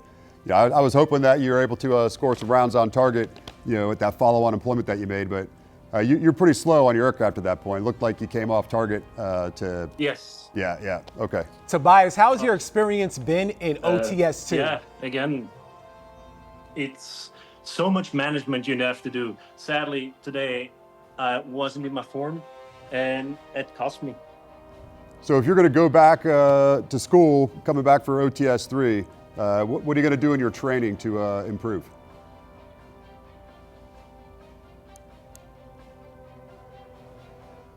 Tobias, not sure if you heard that, but Dehigi asked, what would you do differently as you prepare for OTS-3? I would double down with the management. The altitude changes did surprise me quite a lot. I think I didn't feel the right energy levels at the right altitudes. And again, more training, more energy management, and maybe try to play a little bit more to the deck is, I think, what's going to be for my next strategy. Well, great job, Tobias. Appreciate you making the time, and best of luck in OTS-3 if you're able to advance. Wow, that was great context, man. That was awesome. That was fascinating also because, remember, a lot of these fighters have spoken about the pressure, and he said it just all happened so fast. Yeah, like I said, it's also hard to manage the altitude split. That's not something that a lot of people will train to. Typically, we start at a neutral starts and turn in, but that altitude split, that puts a twist to it. I think these guys are realizing that. This is new. We didn't do it last time, so they didn't really have the ability to necessarily know it was coming. But I think they'll be ready for it for OTS-3 for sure. They will. All right, let's bring in Mayo right now, the runner-up from OTS-1. Mayo, good to see you. Thanks for making the time. How would you rate your performance there in the quarterfinals against Tobias? Can you repeat the question?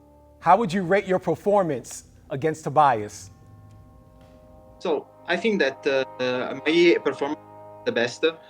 Pretty nervous because it's the first fight of the day. So I was a little bit nervous. I've tried to be the more aggressive as possible to close every time the angle on him. Sometimes it pays off, like in the first merge, but on the second merge it was a little bit too easy, and I almost got shot down. So yeah. Yeah, I think on that second set, you're just carrying a little bit too much energy on the deck, rating around. So you did a good job staying in the rate numbers, but probably on the higher side of the rate band. If you could have, bled some energy to gain some angles to have a quicker kill, that would have also helped manage, your closure at that engagement. But overall, great performance, man. I tell you what, I was most impressed with your ability after OTS-1 to learn and figure out how to get better, and you did exactly that, man. That was a great fight. Thanks. Mayo, when you started set 3, You clearly wanted to be aggressive. What did you think about your execution there in the opening seconds? So yeah. So the opening seconds, as I looked to my right, as soon as the F fight's on, I saw Tobias pulling guard against me. So I tried to do the same, and then I started. So then I started the gun employment, and then at that point it's just a jousting game, and the coin flipped on my side, fortunately. Well, we're looking forward to seeing how the rest of this bracket shakes out. Good job there, Mayo. Looking forward to your revenge tour. Thanks again for joining us. Yeah. Thanks. All right, let's take a look at the bracket. We have 2 quarterfinals in the books.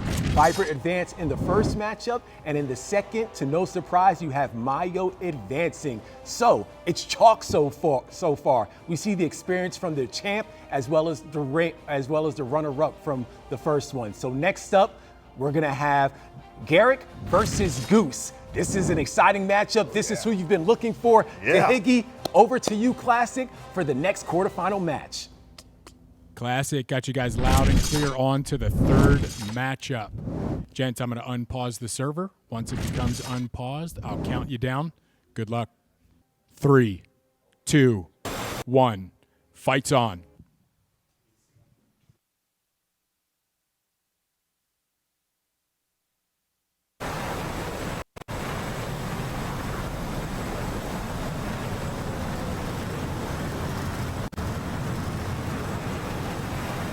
Higgy, you had your eye on Garrick. It's because he had the highest speed and precision score in trials. That's right. He's experienced. But don't sleep on Goose, north of 10K miles through the air. Also a bush pilot? He was, man. That's pretty cool. That's some dangerous flying. Whoa, some shots there fired. Oh, yeah.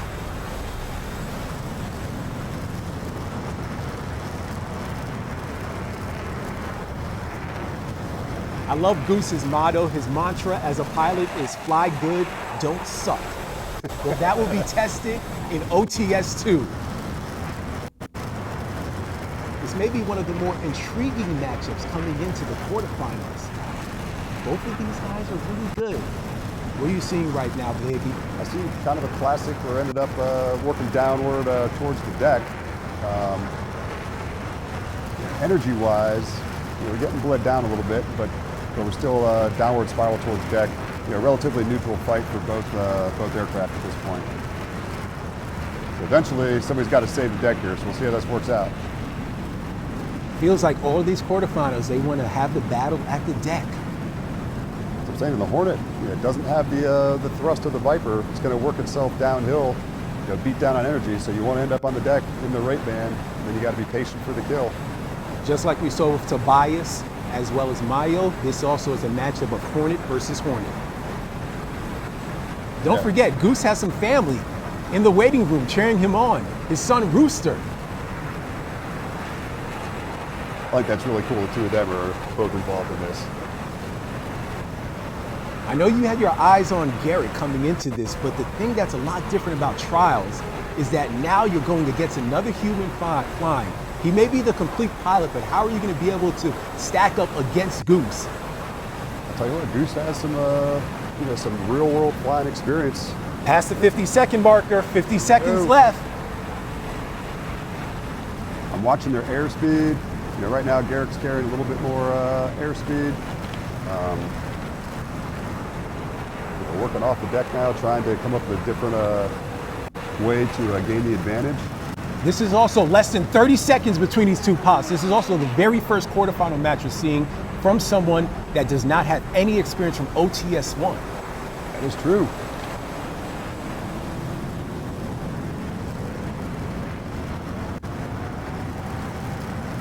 This is great with the, what did you say, Higgy? No, I'm just looking at the energy here. Who has the advantage? Less than 5 seconds. Go, 3, 2, 1. All right. I'm out. Set complete. That was set 1 right there. He is incredibly humble, but I think he's a solid stick, man. I was expecting Garrick with his performance in the trials, to have a pretty good advantage, but that was an overall neutral fight, and I'm impressed to see Goose's work there. I think hopefully both of them learned some lessons in the the first set, and we're going to see something, maybe a little more aggressive out of one or the other in the next set. So I'm excited to see how this unfolds. Yeah, let's take a look at some of the replays that we just saw there from the first set. Of course, as you mentioned, the higher seed starts off with the higher altitude. What did you see here from Garrick specifically from the first merge between these two? It just seemed like a really wide merge again. I mean, they're coming from 5,000 feet at only a mile apart. So you got to be working 45, probably closer to 60 degrees nose low off the perch at 17,500 feet. And I think they're not doing that. Here was the first shot that was fired. Of course, it did not land. Boom, it was close. Yeah, didn't really see didn't have the necessarily right Gunn's angle. defense, but that was a pretty long range, gunshot as well. So that's very difficult to get those rounds on target. Whew. Close. It was Another close one.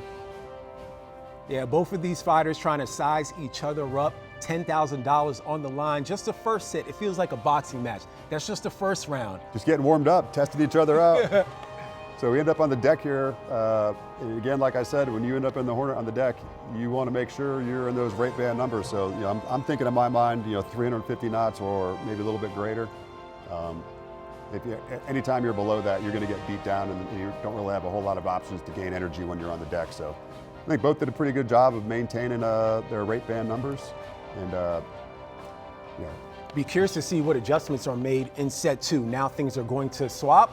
We're going to have Goose starting off with a higher altitude, followed by Garrick. But I think it's very important to note what you mentioned about Goose. In his submission video, he was surprised that he actually even made it this far. But you're in it now, Goose. Yeah, like man. You just had a really good set against one of the top seeds outside of Mayo and Viper. Garrick came into this dominating the competition, but right there, I think Goose is more than in this. I mean, again, I think he's kind of like the quiet guy sitting off to the side, observing, processing, thinking, learning, thinking. And I think he flew a pretty solid, fight in that first set.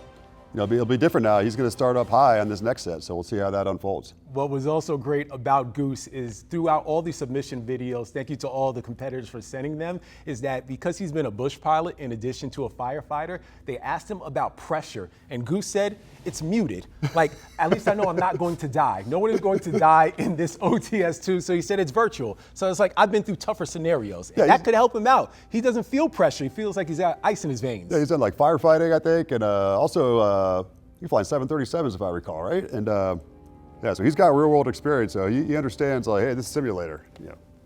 Yeah, don't sleep on Goose. This is a 3 seed versus the 6 seed. The winner of that is going to be able to take on Mayo, who advanced to the semifinals. Both of those fighters are very excellent. So now that you have Goose starting off at the higher altitude, what do you want to see from him? We haven't seen that much action at that second set or that first merge early on from the Hornets. Yeah, I mean, normally, 350 knots when they're starting the set.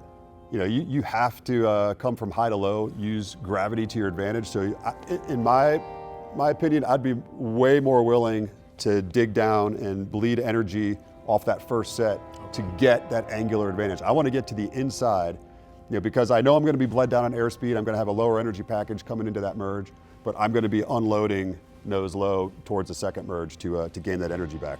So that's what I'd be looking to see. All right, let's see how it all unfolds here. Set number 2, over to you, Classic. 3, 2, 1, fights on. Here we go. There we go. He's digging in. Let's see how the first merge plays out.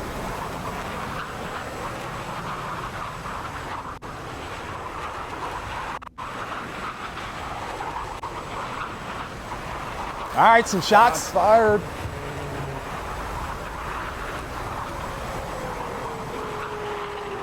Yeah, see, Goose got aggressive off the first merge. Goose is pushing in heavy. Oh, Goose, more shots. Did he land one? I don't know that he did. It looked. He did. Yeah. Goose landed it. Kill. Man. Don't sleep on Goose. It runs in the family. Bruce was probably cheering him on right now. Yeah, that was great. nice. I tell you what, I did not see that or expect that coming from Garrick. I mean, I think he worked hard at BFM. Again, that real world experience from Goose, I think, is playing off for him. I like the way that Goose was able to come out very early on and set the tone in that set. What did you see from him offensively from the range, angle, and closure aspect? I'm telling you, like right from the get-go, like I said, if you're high off the high perch, you can afford to bleed to get the inside of that turn, and I think he did exactly that. And you saw at the follow-on merges that he had that angular advantage and was able to employ the gun and successfully, hit Garrick's aircraft. I mean, that's ultimately, it was kind of cool to see the delayed shots, and it's like, man, did he actually hit him? And then boom, aircraft. We both saw it. I was like, man, really that's nice. cool. Not that much action early on from the merge. We're going to show you the replays of how it all unfolded between these two. That was fascinating, though. Goose came out really nice, and then he landed in, and he got the right angle, and he shot it. Yeah, I tell you what, man, we talked about this earlier, right? Like the trials, kind of show that you got the skills to fly the airplane, but what they don't do is they don't show how you're going to match up to another thinking human in the arena of the dogfight, man. I tell you what. So, I don't know. I think Garrick's a skilled pilot, but maybe the real world experience of Goose. Goose is a little bit more maybe cool, calm, and collected under pressure. Because he lives actual pressure in his real life with his flying, and so I think let's take a look as you're out for him. Yeah, let's take a look at the replays from what we saw. Here's the very first merge between Goose and Garrick. And then you see the shot there that was employed. Yep. Yeah, he's made great lift vector control. He's trying to pull lead here, but maintain energy. There we go. See, from our angle, though, we weren't sure if it connected exactly at the right time, but it did. We just took a little delayed. bit. Yeah. Man, the foresight there from Garrick, from Goose. I tell you what, I mean, those are some long-range shots that he's taking, but I tell you, if you have rounds being fired at you, you're not thinking, hey, that was a really long-range gunshot. I mean, you're really coming off your game to figure out how you're going to survive with somebody that's actually employing the gun on you. Yeah, here's another angle of the second shot where Garrick was shot down. Goose was pushing in heavy, over 10,000 hours through the air. Here we go. You saw the tail is slipped over to the right, and then the explosion is imminent right here. Go. Boom. Splash for Goose. That was nice. All right. Rejection. Yeah, something that you saw there was, there was a lack of guns defense in a timely manner. So when your aircraft is exposed all the way, like plan for him sideways, that's a big target. Mm-hmm. And so even though it was a long-range shot from Goose, he was able to get rounds on target. I think Garrick could have done a little better job of getting skinny and pulling his aircraft out of plane. All right, so now we have one final set between Garrick and Goose. This is going to be what determines who's going to be advancing to take on Mayo. I don't know if you have the same advice, once again, for both pilots, starting off at the co-altitude split, but start off with Garrick. What do you want to see from him, knowing that he feels that his back is against the wall? Man, I tell you what, Garrick's got the pressure on him right now. I think he was pretty confident coming to this. He showed a lot of skill. But ultimately, I think it's maybe a little bit humbled right now that you got another thinking human that's outpacing you. So I think he's got to come out aggressive. Again, I'm going to go with aggression every time in a gunfight. So I want to see aggression from both. I want to see Goose do the exact same thing, come out aggressive as well.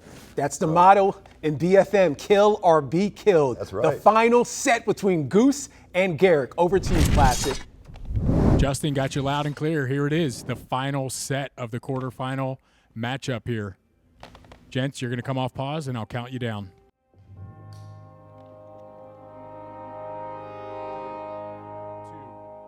1, fight's on. All right, here we go. The 3 seed versus the 6 seed. Oh, yeah. Early shots, Goose, aggression. I like that. Big loading to third. You got to be aggressive, man. You got to come out, ready to get some. Goose is trying to tell Garrick, I do this in real life. You also like Goose's setup, his rig in his house. I was impressed, man. He's got like an actual F-18 cockpit sitting there. It's cool. All right, more shots. All right, well, Garrick's back on the offense now. Let's see what's going on here. Oh, Garrick. Across the circle. Uh-oh. Oh, Garrick. Oh, man. Garrick returns the favor in set 3. Man. Wow. Oh, man. I tell you what, that's dogfighting, man. That's how it goes. Garrick said, Justin, close your mouth. I can also do this and return a kill. I think he heard you. I think so too. Listen to you. Wow. Goose came out aggressive. I think we had shots How fired did initially, and how I did think things that reverse? Like I said, I'm going to be aggressive. I'm going to come out of the block. I'm going to be confident that I can put those rounds through his flight path and get a guns kill. But when you do that, you make that decision. If you don't have a successful shot, you're going to end up bled down out of energy. And I think that he paid the price for that on follow-on merges. And then Garrick was able to get the positional advantage, and he got the job done. So that's the way it goes in the dogfight. You got to forget what happened in the past and just focus in the now. And so I think Goose did the right thing there. He came out aggressive. Sometimes that's just the way it goes. You just didn't get that. I don't know how this score is going to be calculated. I don't either. I'm excited to see. Exciting. Remember, the first set was essentially a draw. Second set, you have Goose with the kill. Third set, you have Garrick. We're going to calculate the UIS, and the team is going to be revealing this in real time who wins. But before that, we're going to get a chance to hear from both Garrick and Goose. This could be. All right, let's take a look. Let's take a look at the replays first from set 3, because you have the first merge right here. There we go. Aggression Goose. from Goose. He wasn't able to land his shot on Garrick. You see he has to go nose low to get any energy back at this point. So, good job for doing that, but you're going to pay the price later in the follow-on merges. Yeah, let's take a look now at the shot that Garrick was able to land. It will be coming up shortly, but wow, the reverse. The easy reversal. I spoke too soon. Yeah. Apologies, Garrick. I wasn't familiar with your game, my guy. I told you he's sharp though. He's learning. Every second you got to learn. You got to be humble. You got to put some new tricks, in your game plan, and you got to feel the other guy out. See how's he fighting? How's he managing energy? You said aggression, and that's exactly what Garrick had coming into the final set, because he was fully aware with his back against the wall, knowing that Goose had the kill in the second set. Absolutely. Harpia Squadron is deep. All right, here's the shoot down that we saw flawlessly executed by Garrick.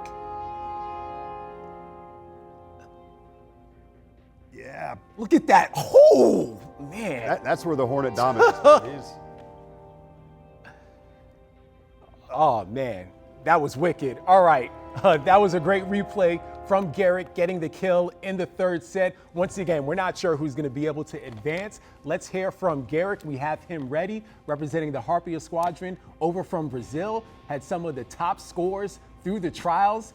Garrick is going to be joining us, and I still can't believe how that one ended. Garrick, thanks for making the time and joining us. Walk us through that final set and how you were able to get the kill. So on the final set, I was able to get him to overshoot a little bit and to get his 6 o'clock. And I was able to control the radius turn and get him to his 6. And I was able to score a kill very fast, but I should be faster because the points were going to be very useful on this final set.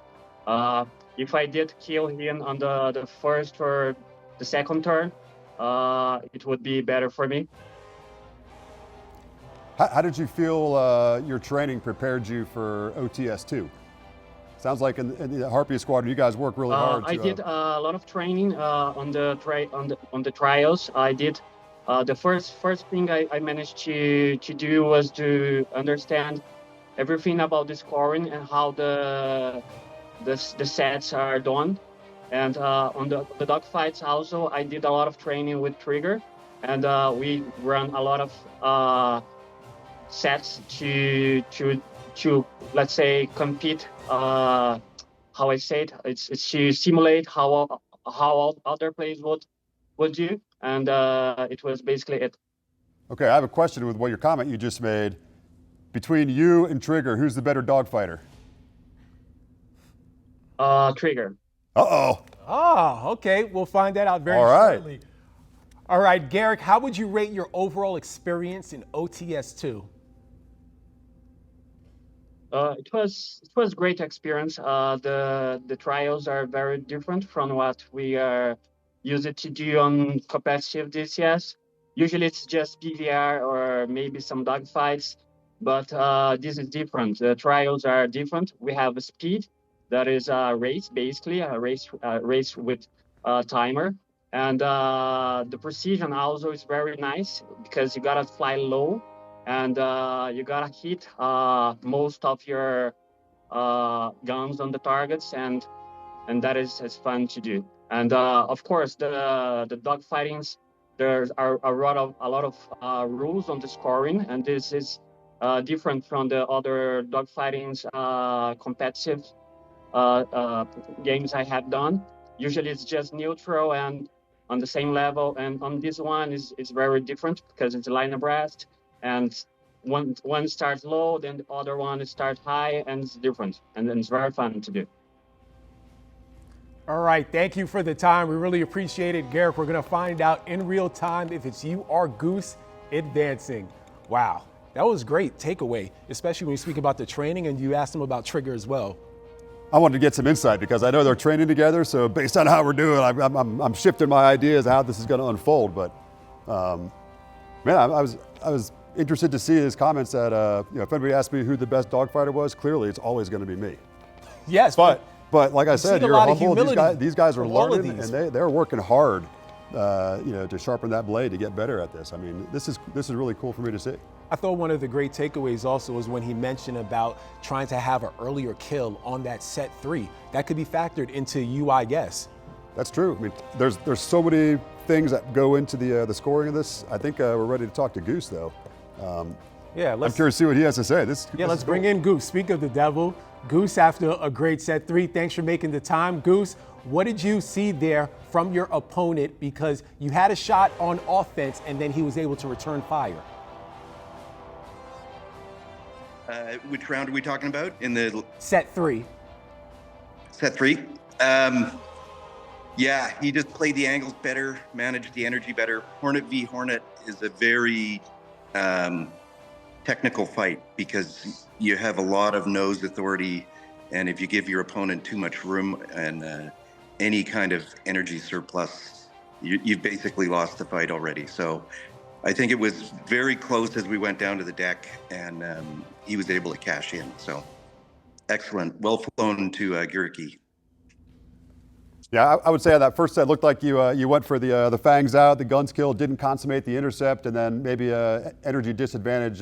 You paid the price for that later on. But I do have one question. I understand that you and your son fly DCS, and one of your favorite aircraft is the Tomcat, AKA the big fighter. You think you would have won this fight if you were in the Tomcat? Not versus the Hornet. Sure, right on. I agree all day long. Tomcat v Tomcat were potent, but the Hornet has the nose authority to come around, at least in DCS. Yep. The Tomcat has the power and is a beautiful power fighter, but matched up as the airframes are in the simulation, the Hornet will win, with skills being the same. Yeah, I think that's absolutely correct. Goose, did you feel prepared coming into BFM based off of all the hours that you had put in, whether it be as a bush pilot or even in DCS? I would say I don't know that being a pilot in real life necessarily is an advantage coming into the sim.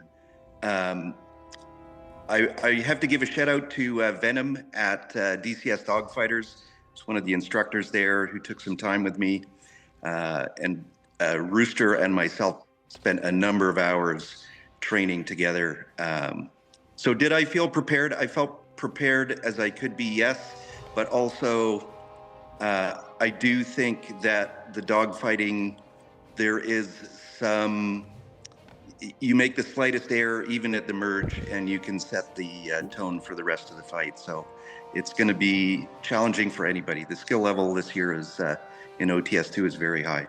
Oh, absolutely, no doubt about it. I do have a question. I understand that you weren't necessarily getting involved with OTS-1, and that your son Rooster enticed you to join into the fight for OTS-2.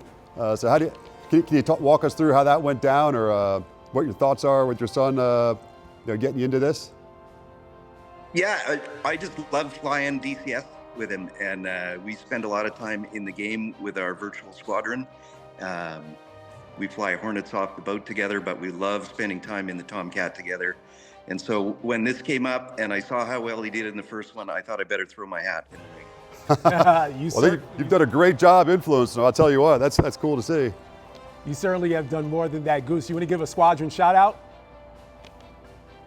Yeah, shout out to the Virtual Armed Forces and VFA 136, the Nighthawks. 136, yeah. I'm assuming your son Rooster is nearby, cheering you on probably from a few feet away. Yeah, he's right. There, Rooster! There, Rooster! All right, Goose, thanks for making the time. We're about to find out in moments who is advancing to the semis to take on Mayo. Is it Goose or is it Garrick? That was close. Here we go. Whoa, it's Goose, Canada. Oh! We have our first upset of OTS-2. The 6 seed advances. And you know what? Garrick actually foreshadowed this. He said that he wishes that he would have killed Goose in set 3 earlier on one of those turns. That is absolutely true. I tell you what, that's cool to see. Like immediately my assessment is off. All right, we have the very final quarterfinal matchup. Trigger versus Ahab. Ahab a returner, Trigger representing the Harpia Squadron. Over to you, Classic. Justin, hey, Classic, I got you here just in time for our 4th and final quarterfinal set. Gentlemen, I'm going to take you off pause. Slight delay, and then I'll count it down. Good luck. 3, 2, 1. Fights on.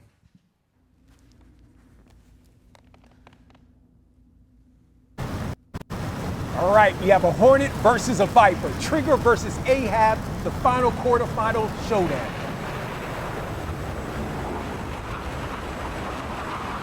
Again, like we saw previously, really wide merge at the first merge here off the offset perch. We just heard from Garrick that Trigger is the better dogfighter. So will he be able to put that to the test? Remember, Ahab a returner from OTS-1. Oh! Down goes Ahab. Trigger with the trigger finger. Yeah, I was just going to say, to answer your previous question that, he is flying the Hornet though. So, I mean, come on. All right, for those that don't have all the terminology and mechanics of the Hornet, what did you see, at least from a tactical standpoint, that allowed Trigger to win that first set? Well, I mean, he came off the perch from high to low. We had a wide merge, but then ultimately, he gained that angular advantage and got the quick kill. I mean, it's just a matter of, I wouldn't say it's a cat and mouse game, but he played the energy and he played the angles better and ended up with the gunshot just like that. It's simple as it gets. Don't forget, he had the highest score in accuracy during trials. Is that essentially what we saw during the trials? Because he was very precise with the trigger. I will tell you, like when you only have 578 rounds specifically in the nose of the Hornet, you have to be very precise to not shoot bullets behind the other aircraft. Meaning, if you're shooting bullets out in front and you're still squeezing the trigger after he's already through your gun cross, you're never going to hit him. You're just wasting bullets. Let's take a look of the replay right now where Trigger was able to take down Ahab in set 1. What were you able to see here? Go ahead, continue, Diggy, as you were mentioning. Yeah, I'm just saying, like, his trigger discipline is, like, unmatched. I've never seen, that disciplined of a trigger squeeze. He didn't waste a single round. And you see it again here, like short, quick, simple bursts. That was awesome. That was flawless. It was quick, well executed, and Trigger had one of the best lines in his submission video. I respect everyone, however, respect alone does not get you into winning these fights. If you're in a bracket against me, make sure you bring it, because I'm gonna bring my best, and he brought it here. He did, absolutely. I tell you what, he's confident, and yeah, he's absolutely executing flawlessly. All right, but this is far from over, though. Yeah, we got two more. We have 2 more sets. Ahab is also a returner. We know the high alpha hooligans are certainly watching and locked in, rooting on their guy. He said this was his revenge tour. And the legend of Ahab, if we wanted to continue to grow, we can't have you go out again in the quarterfinals, my guy. That's true. I tell you what, the high alpha hooligans, my hat's off to them, because they bring the banter, they bring the oomph to the ready room, and it reminds me of my first squadron. I mean, it was just you never forget the first group of guys that you go to combat with. Lifelong friends, and it seems like they've got incredible camaraderie there, and really have a good time with this. So, I don't know. I don't even know what to expect from set 2 here, but Trigger's coming out of the gate strong. I think Ahab's got to bring his aggressive game plan to this next one here. So, but he will be starting high off of this, so he has the opportunity to use the gravity to his advantage. But we'll see how this works. He's also flying the F-16. He is, yes. Got some energy we advantage. all know how you feel about the Hornet. And for those that are just joining us, aggression has certainly been the best game plan when it comes to BFM for a lot of these competitors. But Ahab does have the experience, so maybe he's able to return favor. Remember, with the UIS score, all this stuff is factoring. That was a pretty early kill, very early. It was. I mean, I expected to get drawn out a little bit more, maybe into a rate fight with with Ahab able to gain the advantage. But I mean, angular quick kill from the Hornet, that's the classic Hornet game plan. Fangs out, energy excursion to get the shot, particularly with the gun when you're not using missiles. You have to position your aircraft quickly because you don't want to stay in a protracted, drawn-out fight on the deck in a Hornet versus a Viper. You don't want to be there. Yeah, certainly not. It's guns only, especially in BFM. They're going to switch altitudes, and you're going to have Ahab starting off from 17.5 up. And I'm looking forward to seeing how he's able to start off this fight. But we saw a bunch of fights, especially when it was Hornet versus Hornet. It was low to the deck. Now we have Hornet versus Viper. Hornet did come out victorious in set one, but a different strategy, as you just alluded to. Yeah, I mean, I think a lot of guys typically will try to play the rate, maybe for the first merge or two with a Viper, but ultimately in the guns fight, you got to come out fangs out. You got to go for the kill. You just got to step on their throat immediately and go for the kill quick. And that's exactly what Trigger did, and I expect to see probably the same in this next set. But let's see what Ahab's got, though. Let's do it. Yeah, we had two Brazilians in this fight, one down. Garrick, what Trigger's trying to do his best to hold down the fort for the Harpia Squadron, and then also in OTS-1, another member from Brazil, and that was Wolf. What I also loved about Trigger is that he said he wanted to bring more to the Brazilian community when it came to DCS. Yeah, I think we're ready to turn it over to Classic. Absolutely. Over to you, Classic, for set number 2. Justin, I got you loud and clear. On to set number 2. You guys have swapped altitudes. I'll count it down as soon as we come off pause. Good luck. 3, 2, 1. Fights on.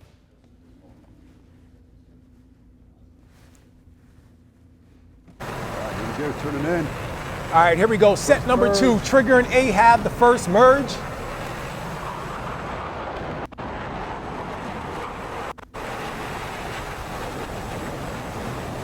All right, both fighters right now, neutral after that merge. Viper working in the vertical. See the baits coming off the Hornet, leading energy. This is the final match of the quarterfinals. Set number 2 between the 4 seed and 5 seed. Oh!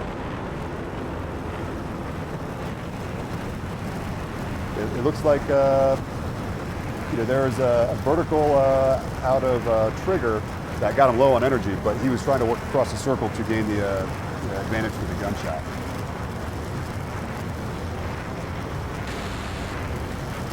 More shots fired by Trigger. Trigger, whoa! There you go. Landed. I tell you what you saw there, Trigger was definitely going, bled down, trying to gain those angles, I should say, to employ the gun. And he was able to maintain the offensive advantage there. So from a UIS perspective, yeah, we had time to kill, but he was also maintaining that offensive position all the way through. So, again, it's a decision you have to make. Am I going to bleed my energy, to position myself to take the kill? If I don't get the kill, now I'm going to be bled down, and the Viper's just going to go ahead and savage you. But yeah, obviously you got the kill, and he maintained that offensive advantage throughout. So that was awesome to see. Yeah, that was another job well done by Trigger. Let's take a look at the replay and see how set number 2 unfolded between these two competitors. Trigger right there was able to have a nice victory on Ahab, but we're going to see right now the second merge between these two.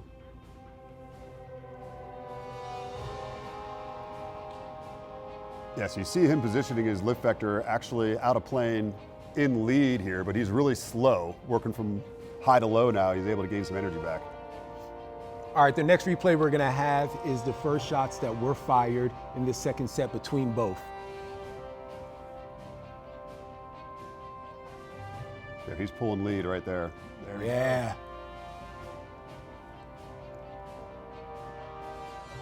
When you see the vapes coming off the aircraft, like the cloud formation, that's basically indicative of either super fast and pulling lots of G's or very slow and the aircraft's digging in. Not necessarily where you want to be in a dogfight unless making that energy excursion to gain a positional advantage, which is exactly what Trigger did. Yeah, remember, Trigger had the very highest score. Oh, and there we go. That was a shoot down. Accuracy is something that he has shown in these first 2 sets. Range angle closure, he has the angles, and he certainly is accurate every time that he's able to do it. But if we flip it to the other side, Ahab, defensively, what did you see from him as he was trying to escape? Well, I mean, he is skinny there, but, again, I mean, against a Hornet in a dogfight, I mean, it's like a knife fight inside of a phone booth. It's very close and personal. And I don't think he was afforded the opportunity because the Hornet has that angular advantage, positional advantage, and he was able to put Ahab on the defense. So Ahab wasn't able to capitalize on the rate capability that the Viper brings to the fight. And ultimately, Trigger is very precise with that gun. Trigger has a trigger finger. The comms team is telling me, shout out to Brazil that is watching. We know they're rolling deep, the Harpia Squadron. They're represented in OTS-1 as well as OTS-2. And Trigger right there, he's showing why Garrick just told us moments ago that he is the better of the 2 when it comes to dogfighting. Tell you what, their assessment is spot on, man. I mean, again, I'm surprised that Garrick brought that up, but Trigger's doing a fantastic job. If you're not a part of any of the live streams on Twitch or YouTube, lock into YouTube, comment on the section for who you're rooting for, especially for this final quarterfinal showdown between Trigger and Ahab. It is going to be great to see who's advancing to the semis right now. 2 strong sets so far from Trigger, and Ahab certainly has his corner or his back in the corner. But I know the High Alpha hooligans, they're going to say that their guy can do it all. It doesn't matter. Doesn't matter on the comeback. The legend of Ahab for sure, all day long. But I tell you what, the Brazilians and the Harpia Squadron, I mean, they've got a pretty, solid, strong backing right now, and I think we're going to see, an aggressive effort out of both fighters. I really don't know what to expect in this last set. They're starting both from a neutral position at the same altitude, and I think this is going to be a great fight. I think the only opportunity that Ahab has, however, is an immediate forward quarter, kill right out of the gate, which is going to be hard to do against a Hornet because a Hornet can, turn a little bit tighter on the inside. It goes back to your advantage with the Hornet versus with the turn rate versus the Viper, and we've seen that early on. But yeah, that is going to be fascinating to see. But all right, we have the very final set between Ahab and Trigger. Winner advances to the semis. Over to you, Classic. Classic, I got it. 3rd and final set. You guys are abeam each other. Server's coming off pause. I'll count you down. Good luck. 3, 2, 1, fights on.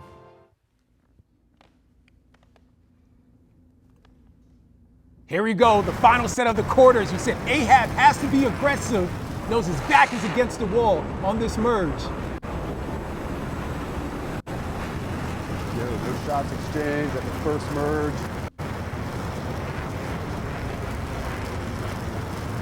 I'm curious though, is Trigger going to try to get another kill, or if he's just going to be strategic, knowing that this is in his advantage? Ahab was carried a bag of knots. He was almost touching 600 knots, which was giving up angles.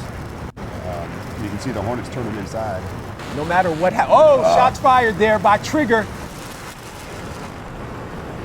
Got the highest trial score in accuracy. He's in that control zone trying to close in. Standing. Down goes Ahab.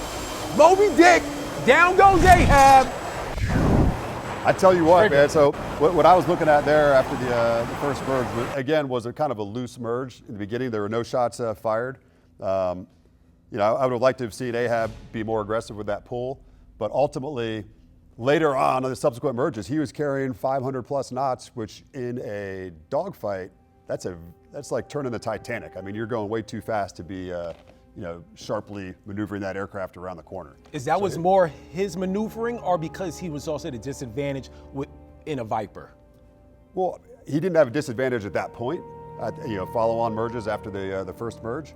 But what he does is he has a massive turn radius, and the Hornet, even though it doesn't have the energy, can turn inside, and that gave him the angular positional advantage to employ the gun. So Ahab had his hair on fire going 600 knots, but he's just graping around a big, massive turn, and Hornet's just turning inside and pulling lead right away and took the shot. So let's take another look at the replay between these two great pilots and competitors here with Ahab and Trigger. Ahab here. Some shots were fired. Here was the first shot.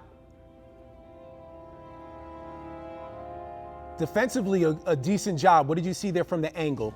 I saw right away that, you know, he was working a little bit slower, and, you know, he was able to turn inside the massive turn radius that Ahab had. So Ahab was going, you know, incredibly fast, but with a turn radius that big, it's easier for the Hornet to turn inside. Here's a shoot down coming up. Trigger, that was textbook right there. So, you know, again, you know, I think Ahab was aware of the impending gunshot that was happening. I think he tried to maneuver, you know, but, you know, it just didn't work out. Sometimes the aircraft kicks back on you, you know, a little bit of a waffle there, and he just showed huge plan form right at the wrong time, and was a huge target for, you know, for Trigger. So that's the way it goes. I think the high alpha hooligans have some work to do to, you know, bring it into OTS-3. Yeah, most certainly. I've learned that Ahab is ready. Let's bring him in after that battle against Trigger. Ahab, what did you think of your defensive tactics there in that final set against Trigger? Final set, I was working harder at keeping my energy, trying to draw him to the deck, because first two, he baited me. He's smart. He baited me, and I took it. But trying to keep my energy for the most part, and then when I noticed him up and close, I rolled the dice. I tried to see if I could force an overshoot, but it did not work. Yeah, what I saw was you were carrying a lot of energy. You know, so was your thought being at 600 knots, you're gonna work your way down to the deck and then force an overshoot on the deck?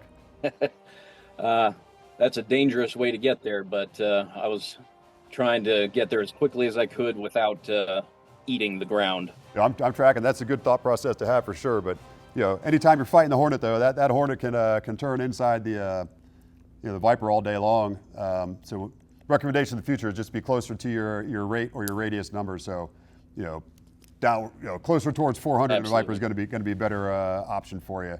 You know, and also, you know, anytime you're high off the perch, I would be working real hard to dig to the inside off the initial start. That would give you a little bit better angular advantage and the opportunity to employ the gun at that first merge. For sure.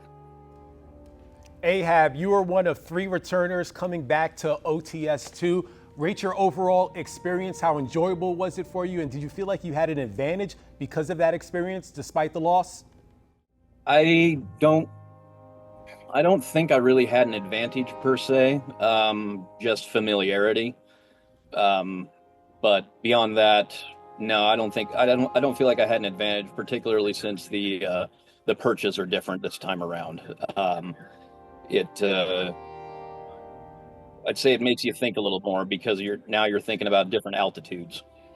Yeah, absolutely. I have a question about the high alpha hooligans. Do you guys have a training program where you fight each other to practice for these OTS events? We do not have a formal training program, actually. I'll tell you what, maybe you could be the new training officer for the high alpha hooligans and get everybody schooled up. I think you got a lot of knowledge now after you know, these first 2 OTSs. Possibly so. I did get some coaching from several very talented individuals, YouTube personalities, but it clearly wasn't enough. Yeah, that's all right, man. Just keep sharpening that blade. I tell you what, looking forward to seeing you and follow on OTSs. For sure. Ahab, before we let you go, give your shout out to your boys, the High Alpha Hooligans, and anybody else.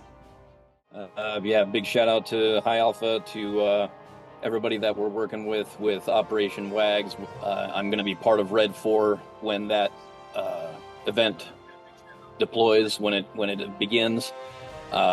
Big shout out to everyone else that's involved. A lot of them rated actually my Twitch channel, and they've been watching. Awesome. Thanks for the time, Ahab. Hope to see you in OTS-3. We're going to hear from Trigger shortly, but putting warheads on foreheads, that was great to hear from Ahab. And I think that he also said something that we've already known, is that Trigger is one of the smarter fighters in this competition. Absolutely. I mean, he was confident coming into this. You know, I think he's done well on all the trial events leading up to it, but particularly that accuracy. I'm still floored his trigger discipline. I mean, we saw it in the dogfight. We saw it, you know, during the accuracy trials.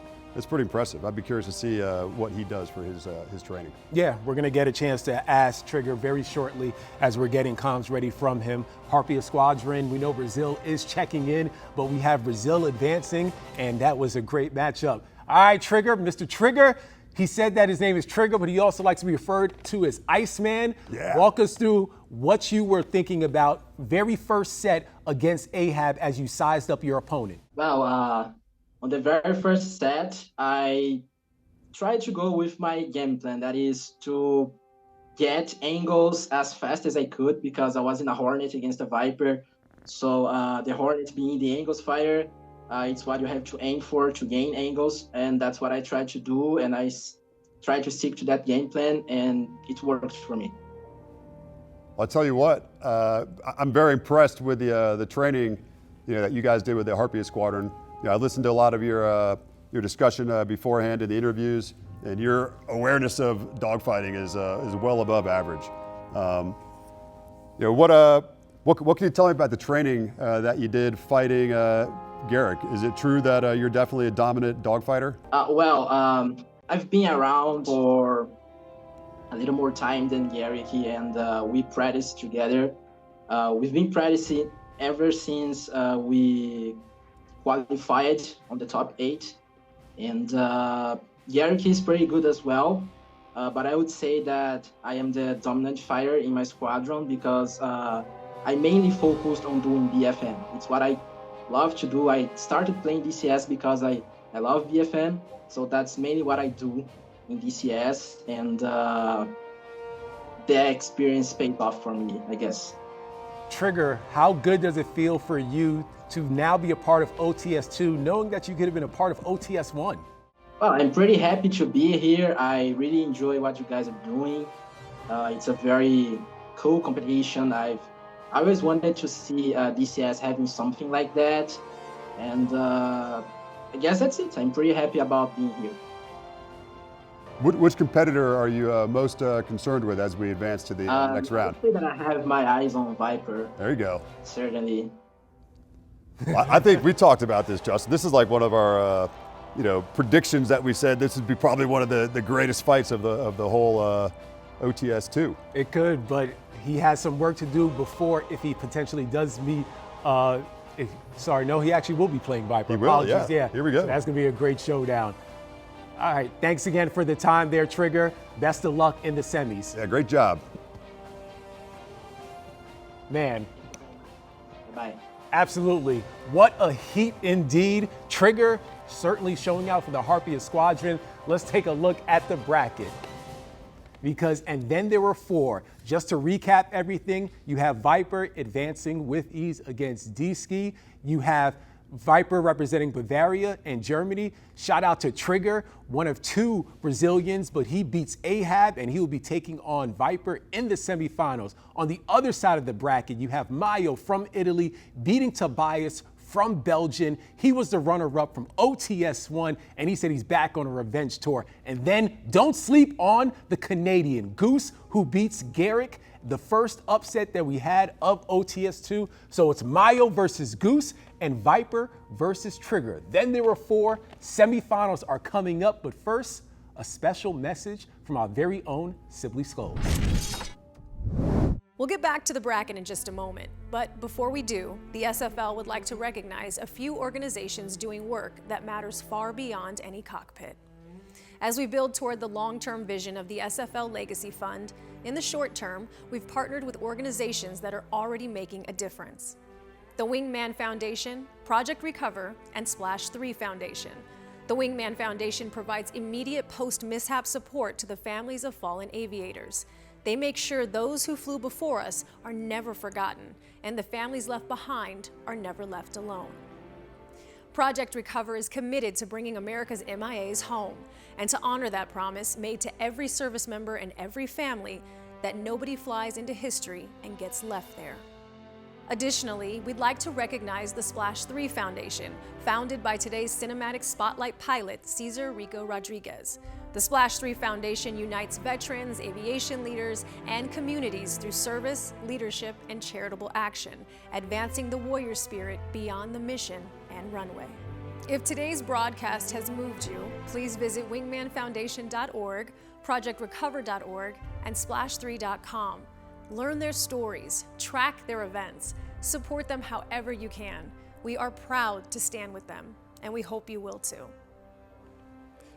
Lastly, an unfortunate announcement, but a beautiful reason for our digital aviation community to unite. 3 months ago, our CEO and founder, Tim Monk Miller, sat down with senior producer of DCS World, Mr. Matt Wags Wagner. And as many of you know, Wags was recently diagnosed with bone marrow cancer. For the next 2 weekends following OTS, July 31st and August 7th, the DCS community will be hosting the Operation Wags charity event to raise money for Wags and his family as they battle this terrible disease. You can find the GoFundMe link on our website. Please donate in whatever way you can in support of a man who's dedicated the last 2 decades to building and shaping our digital skies. Wags, if you're watching, the SFL is with you in spirit and praying for your recovery. Now, back to the fight.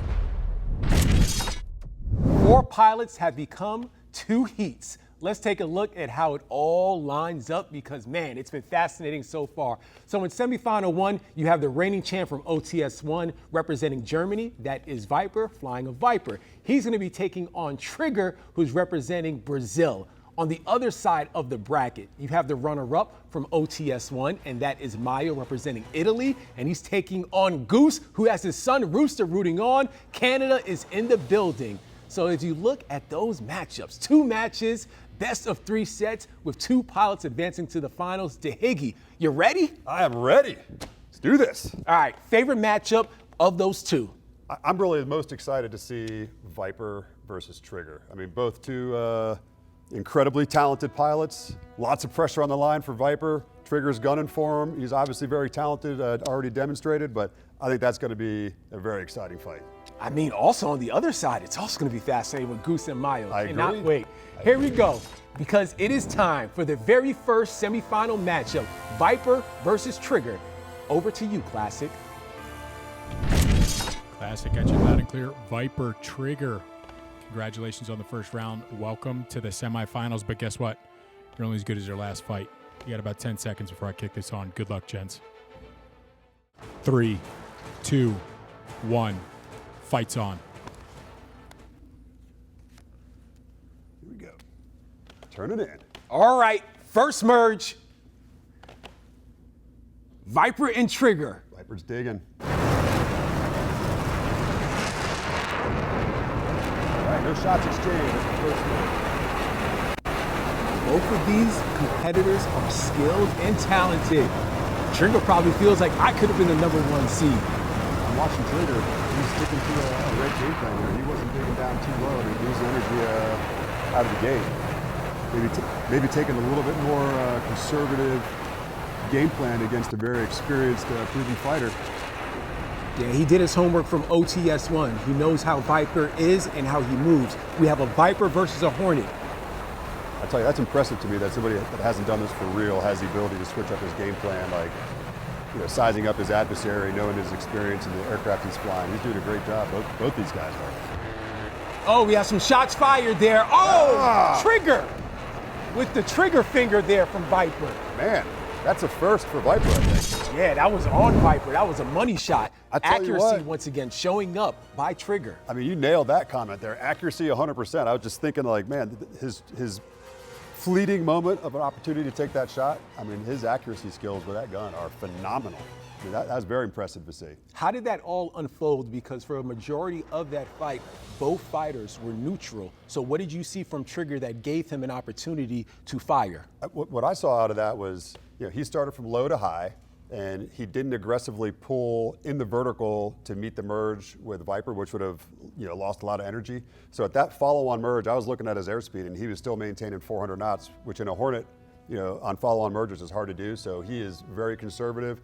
He's not bleeding energy. He knows he's up against a superior rate fighter with the F-16, and I think he did a great job. And as he worked to subsequent merges, he saw that opportunity present itself. He made an energy excursion, got that angular advantage, which the Hornet does best. And I mean, he's got a steady hand on the stick for squeezing that trigger and getting those rounds on target. That was a phenomenal execution. It was. Let's take a look at the replays. We have an offensive replay right now from Trigger and how he was able to size up and get just the right angle to fire that shot on Viper in set 1.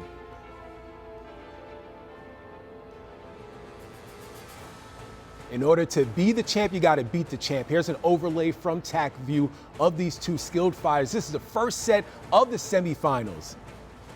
Yeah, what I saw out of Viper there was just a misplacement of his lift vector. You know, when he was working out a plane, you know, he needed to reorient his lift vector, and he gave some angular advantage away right here. Yeah, we're going to have another replay incoming. It's going to have a better angle of what we're able to see and how Trigger was able to employ his gun. So right here, Viper needed to reorient his lift vector. He was about 90 degrees of roll off to where he needed to be with that lift vector. So he essentially gave angles back. I mean, he paid for it. That was just a BFM error. Man, that was a wicked shot. Look at that angle as he's going down. It's almost indicative of losing sight, which I'm not sure that's not something that we've seen out of Viper before.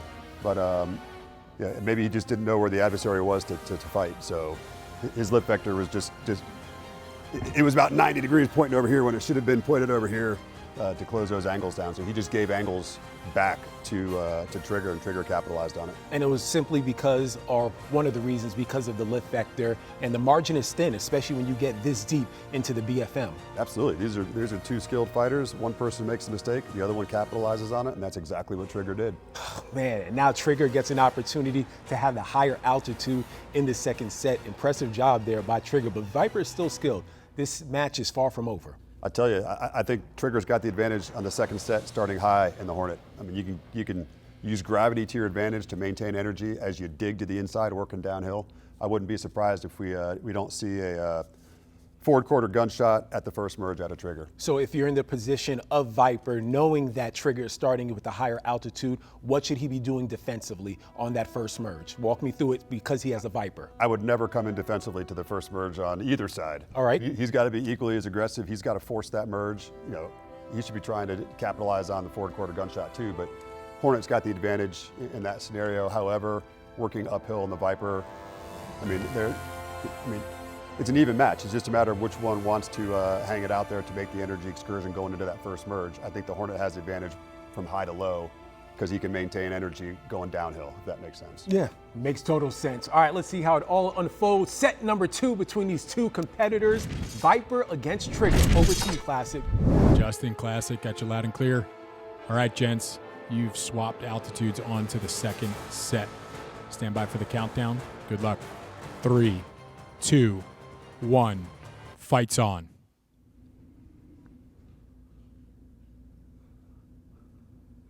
All right, let's pay attention to this very first merge between Trigger and Viper. You said never come into that first merge defensively. Any shots employed? Nope, no action. Viper was digging for it. You saw the vapes coming off his jet. I didn't see the aggressiveness out of Trigger that I was expecting. All right. Viper knows he has to try to return the favor before set number 3. This set right here could define a lot and set the tone for who would be advancing to the championship. I mean, all right, so shots, here, shots fired. Viper, he's got the traditional advantage. I'm not sure what happened with Trigger off that first merge. He just did not close in, and I think he's paying for it now.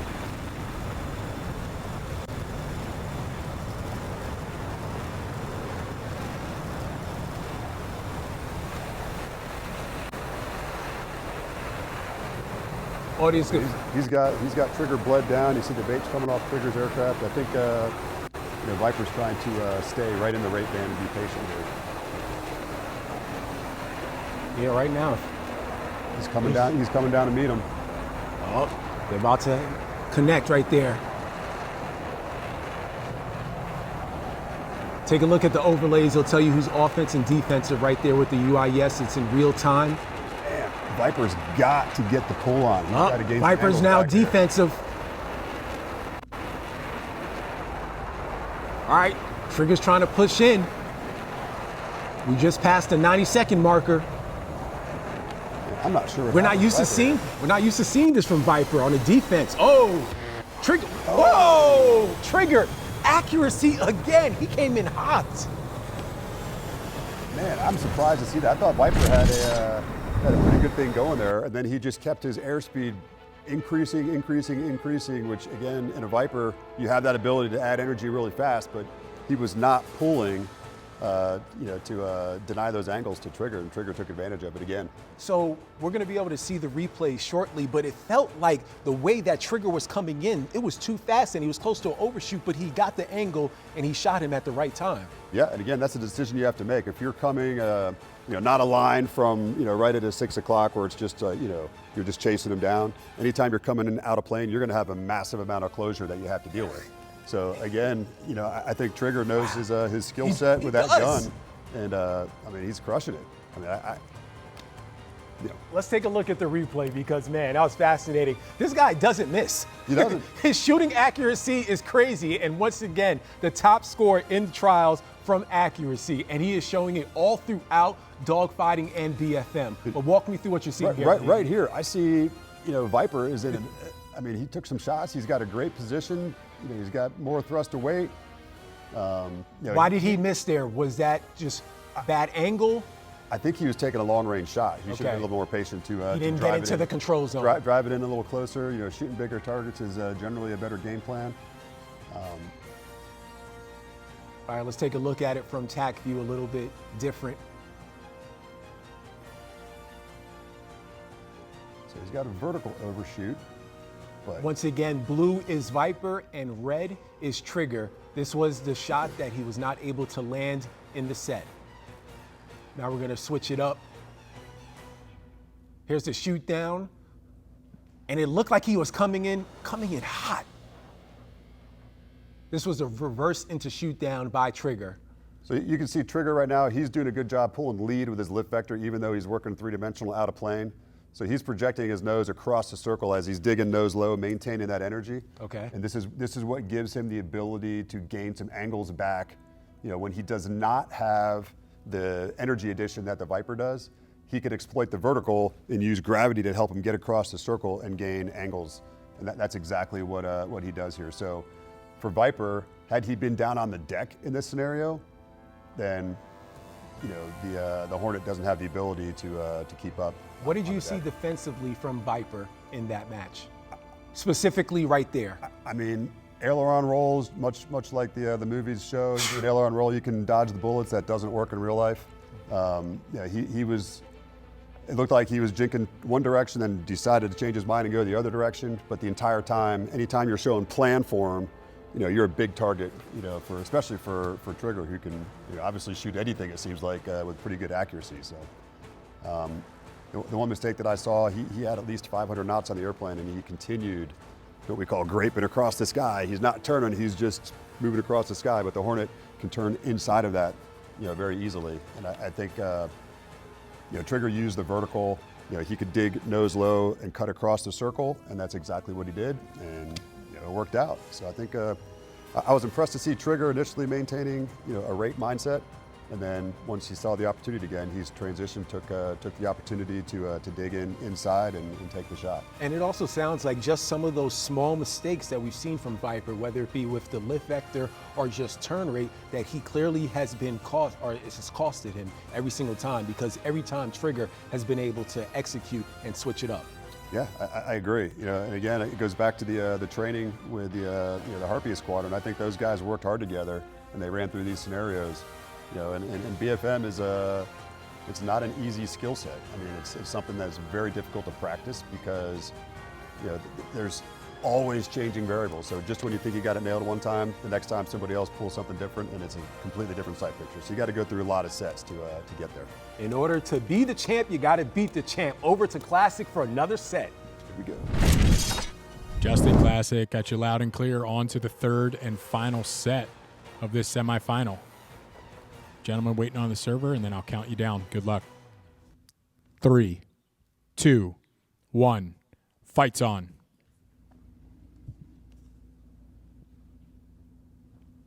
Here we go, the final set between Trigger and Viper. Trigger with the overwhelming advantage with UIS. Here's the first merge. Interesting. Trigger is bringing him into a roller fight, rolling scissors, which is a one circle. What does that mean, Dahibi? He didn't really force the merge from the beginning, and he's kind of trying to lure Viper into a one circle fight, which is where the Hornet likes to be. So we'll see how this unfolds here. But that was a That's an interesting tactic. I like that. Oh, there we go. There we go. Man. Oh my gosh. This guy. Textbook. It doesn't matter. He can't miss. All right, walk us first through that strategy. An interesting strategy and setup, but still the same result for Trigger. Okay, so a rolling scissors is a rate fight and a radius fight. Okay. So you want to be the first one to get around the circle, but you want to be the last one downrange. You want to get flushed out in front. And so, basically, he lured Viper into a rolling scissors, and ultimately, that immediately requires Viper to switch mindsets into a one circle fight. So he's got to bleed below, to deny the angles to Trigger, and the Hornet is going to win that game all day long. It's just more maneuverable. It does much better in the slow flight, and he came over the top and had the angles. So you saw that same strategy against Ahab. It feels like he's playing chess. Yeah, dude. He's all about playing chess, but at high speed, right? Decisions it's a chess game, in making decisions, milliseconds. milliseconds at high speed. I love that. This guy said that his name is Trigger, that's his call sign, but he's also cool as ice. Wow, I was not expecting that between these two. I thought it was gonna be a bit closer, but Trigger, statement. He set the tone. He did say, you could call me Iceman. Remember that? He did. He said, you can call me Iceman because I got ice in my veins. Let's take a look at the replay as you were breaking it down. Wow. All right, so right here we have the one circle right now. This is from TAC View. Trigger, just with some textbook. He started, is that normal that you start off in a beam with that approach or strategy of rolling scissors? I mean, it's a technique. I wouldn't say that's necessarily what I would always go to the merge. But, I mean, he knows his adversary now. He's sized him up. He more than knows Viper. and he knows that he's fighting a superior rate fighter. So I do want to get him into a radius slow speed fight. So typically you go to the merge, after the first merge, then you would turn same direction. And textbook. I mean, man, that was time to kill was low, and he immediately executed. I guarantee you when we talk to him, he's gonna say he had a plan, he had strategy that he wanted to pull him into a slow speed radius fight, and that's what he did. And it paid off, it worked. Okay, so defensively, we're gonna get a chance now to hear from Viper and bring him in. I'll just ask him the question myself instead of you. Viper, what were your thoughts defensively as you were battling there against Trigger in that final set? Yeah, I had no chance. Trigger is a really good dogfighter. This was 3 kills in a row. He did great, and it's his win. Yeah, tell me what you thought on that last set there. It looked like Trigger did not go to a close aboard merge with you. Did you find that a little bit strange, or did you get lured into his strategy to go into a one circle fight? Yeah, I got led in his strategy. So he has always passed me. That was interesting. Learned a lot today, and we'll do better next time. But it's his win. He did great. Yeah. Sorry for the loss. I would say in the future, if you ever see him not come to the merge like that in a Viper, you can sky to the moon vertical, and there's nothing the Hornet can do to come chase you up there. So that would be like your sanctuary, and then you could just punish him after that. But you always want to go to the merge. But he obviously lured you. He took a chance, lured you into a rolling scissors, which is more of a one circle fight, and then obviously the Hornet capitalized on the turn. Yeah, when a Hornet turns a Viper into scissors, you're chanceless. You have no chance. Yeah. That's the reason. Viper, I know you had aspirations coming into OTS-2 to be a 2-time champion. Despite today's outcome, what has your experience been like?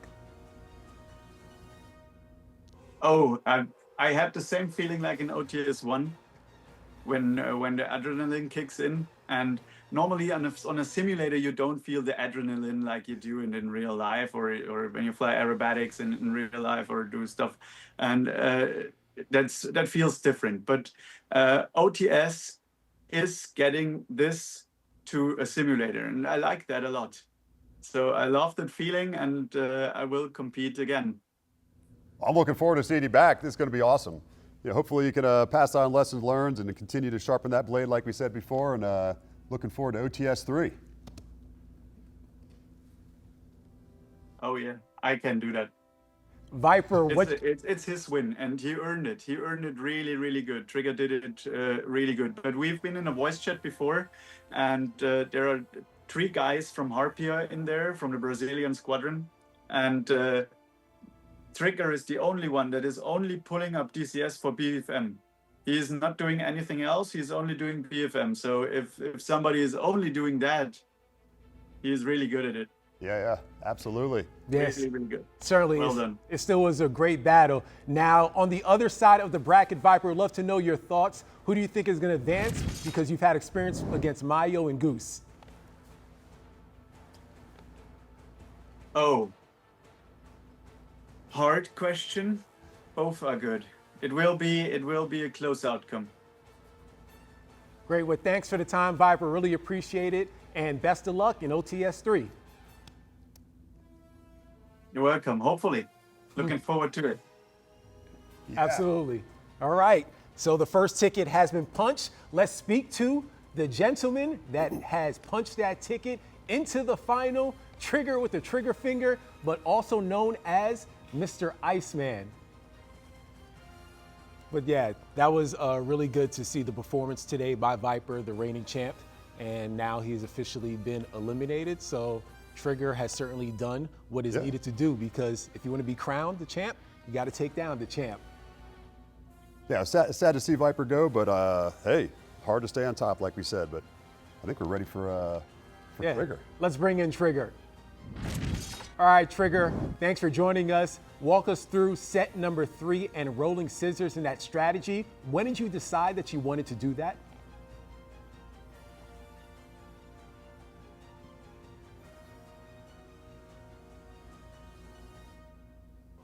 All right, we're still waiting to get the... All right, well, I thought to myself, well, the Viper is good at two-circle fighting, and the Hornet is obviously the better radius fighter. So I thought, well, if I get into a rolling scissors, for me, it's better because having the smaller radius means that I'm going to be able to put him in front of me, and that's what I want. I tell you what, your conceptual understanding of dogfighting and BFM is well above average. I'm very impressed. You know, because the rolling scissors is a combination between rate and radius, and that's, I mean, you know, it's a gamble not going to the merge, because you could have gotten shot if you know, if he was able to point the gun on you there, but ultimately the strategy worked out for you. So. Yeah, indeed, it's a gamble. I believe that this merge is also a gamble because there's always a possibility of a head-on happening. So you have 2 options: you either commit to it, or you try to make it work the other way. Yeah, that's true. And again, you know, knowing that it's a gunfight versus a gunfight changes the strategy immensely. But yeah, what are you thinking about the next fight? You know, what's your strategy going to be going into that? Because it looks like I have to look at the moment and decide what I'm going to do. So Okay. you, I don't have anything planned. So you do the high-speed chess decision making. I like that. So that's a very impressive skill to have. I mean, yeah, I like the fact that you go in with a plan. So it sounds like every time you have a plan. Is that true?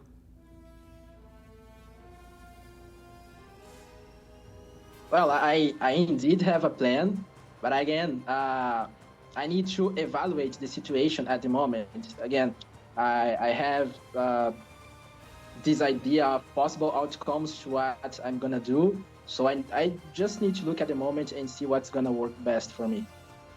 Okay. Who do you think you're going to see in the final round, Mayo or Goose? Well, that's really hard to tell because from what I've seen from the stream, both of them are very, very good pilots. So I don't know, it could go both ways. Walk us through your accuracy, because it feels like, Trigger, you don't miss on any shots. How confident are you feeling when you're pulling that trigger? Oh, well, I'm feeling very confident, and I try to wait until I'm on the very right parameters for the shot, so I don't miss, because you know, the bullets you run out of bullets pretty quick, so you gotta be conservative on the trigger. So that's why I try to, you know, only fire my my shots when I'm on the right ranges. Well, thanks for the time, Trigger. Looking forward to seeing you in the final. Best of luck. All right, see you guys.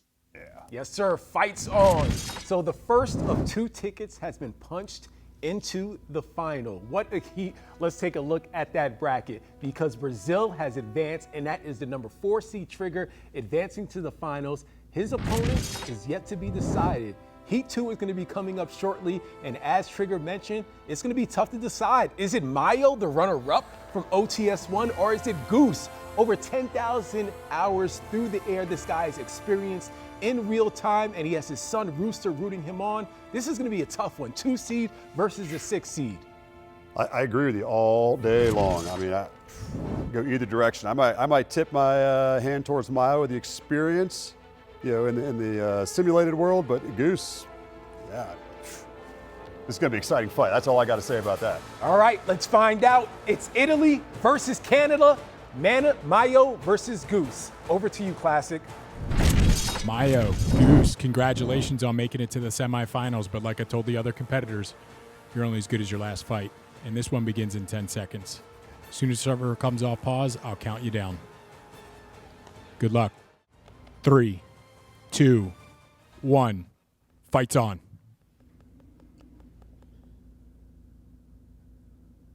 Here we go. Set number 1 of 3. Emerge. Yeah, Goose. Goose coming out. He might pay for that, though. He made a huge energy excursion there. He's going to be low on energy. We've got Mayo at least 100 knots of airspeed above Goose right now. Unlike the first semifinal matchup, this is Hornet v. Hornet. Mayo right now offensive. In the control zone, shots fired. Goose doing his best defensively. All right, he's able to escape it for now. All right, he's going to redefine those lows, so we're going to end up potentially in a nose low spiral here. This could flush out on the deck. It's been a while since we had one of these fights. Here we go. Man, Goose is standing on the rudders there, trading shots. All right, he's got to manage his energy now. Being slow on the deck is not where you want to be, but it's typically where you end up in a Hornet. So, Mayo's motto, tip of the spear, it's best to be sharp. Whoa, you're coming real close to that deck. Oh, down goes Mayo. Self-inflicted. Man, I was looking at Goose the whole time. He was trying to do deck save as well. He was down like 150 to 170 knots, and then speaking about energy management, what did you see there from Mayo? Obviously a huge aviation error. You never want to fly your airplane to the deck on your own behalf. I mean, but that's the way it goes though. You get so excited, pulling for a shot or making an energy excursion. You see an opportunity, but you forget about the deck being right below you. And when you're up in the air, suspended there, high altitude, not a big deal to lose energy, but you cannot afford, to miss the aviate, navigate, communicate. Aviation always comes first, and you fly too slow and you lose the energy on that aircraft, you're going to end up settling into the deck, and that looks like exactly what happened. Let's take a look at the replays on how that first set of 3 unfolded between Goose and Mayo. This one that we're looking at right now is Goose firing shots, and he wasn't able to land them. But you said that you were looking at his energy management. Go back to that. Yeah, I mean, so right there, he defeated the shot. But then ultimately, you see both aircraft end up slow on the deck. And at some point, what I saw was Goose recognized that, and he kind of came off the turning game plan and went wings level to try to save the deck, which gives away angles to your adversary, but I'm still alive because I didn't hit the deck. It looks like Mayo was still pulling, lost energy, and fell into the deck. That's a tough pill to swallow right there from Mayo. Here's a look at the second shot between these 2 competitors. Felt like he just lost control as they were going close to the deck. That was a good shot that was fired, just wasn't able to execute. He was offensive. Great reversal from Goose as well. I mean, I think Goose did a great job defensively, and then recognized the deck as a factor, and he came off. Yeah, this is one of those situations. So right there, that's where we saw. All right. Yeah. What are you seeing from the lift vector right now from Mayo? So Mayo's pulling pure pursuit, which is lift vector, directly on, And then crash.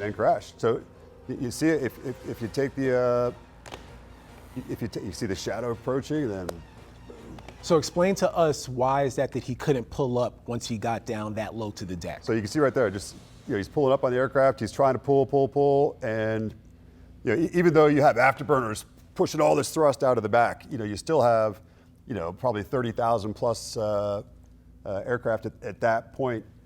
Those engines can't produce enough thrust to get it going across as you're digging sideways through the air to maintain the lift. And so even though you feel like you're going fast, you're really settling into the deck. Okay. And so it's a sensation of like, oh, I'm gonna hit the deck, I'm gonna pull back. And you create more angle of attack, creates more drag and more settle into the deck. So, if he maintained his on-speed angle of attack, he might have been able to save it. I didn't see the parameters in his HUD at the time, but it looks like he's pulling for the classic deck save, pulling too many, or lifting his nose too high up without the energy on the aircraft. The engines aren't going to be able to outthrust that, and you're going to settle into the deck.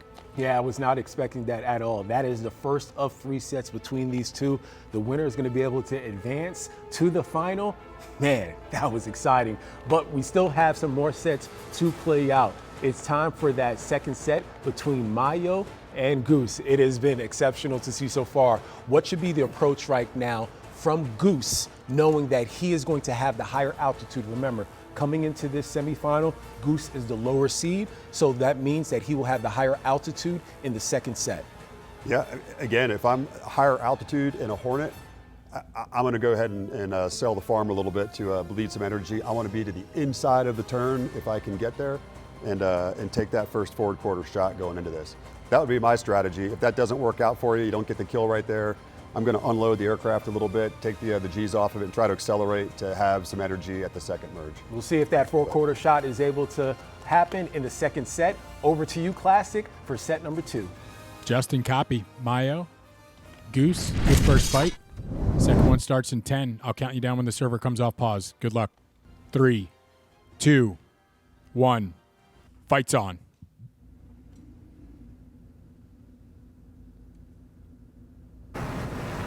Yeah, Goose is digging in. Early shots.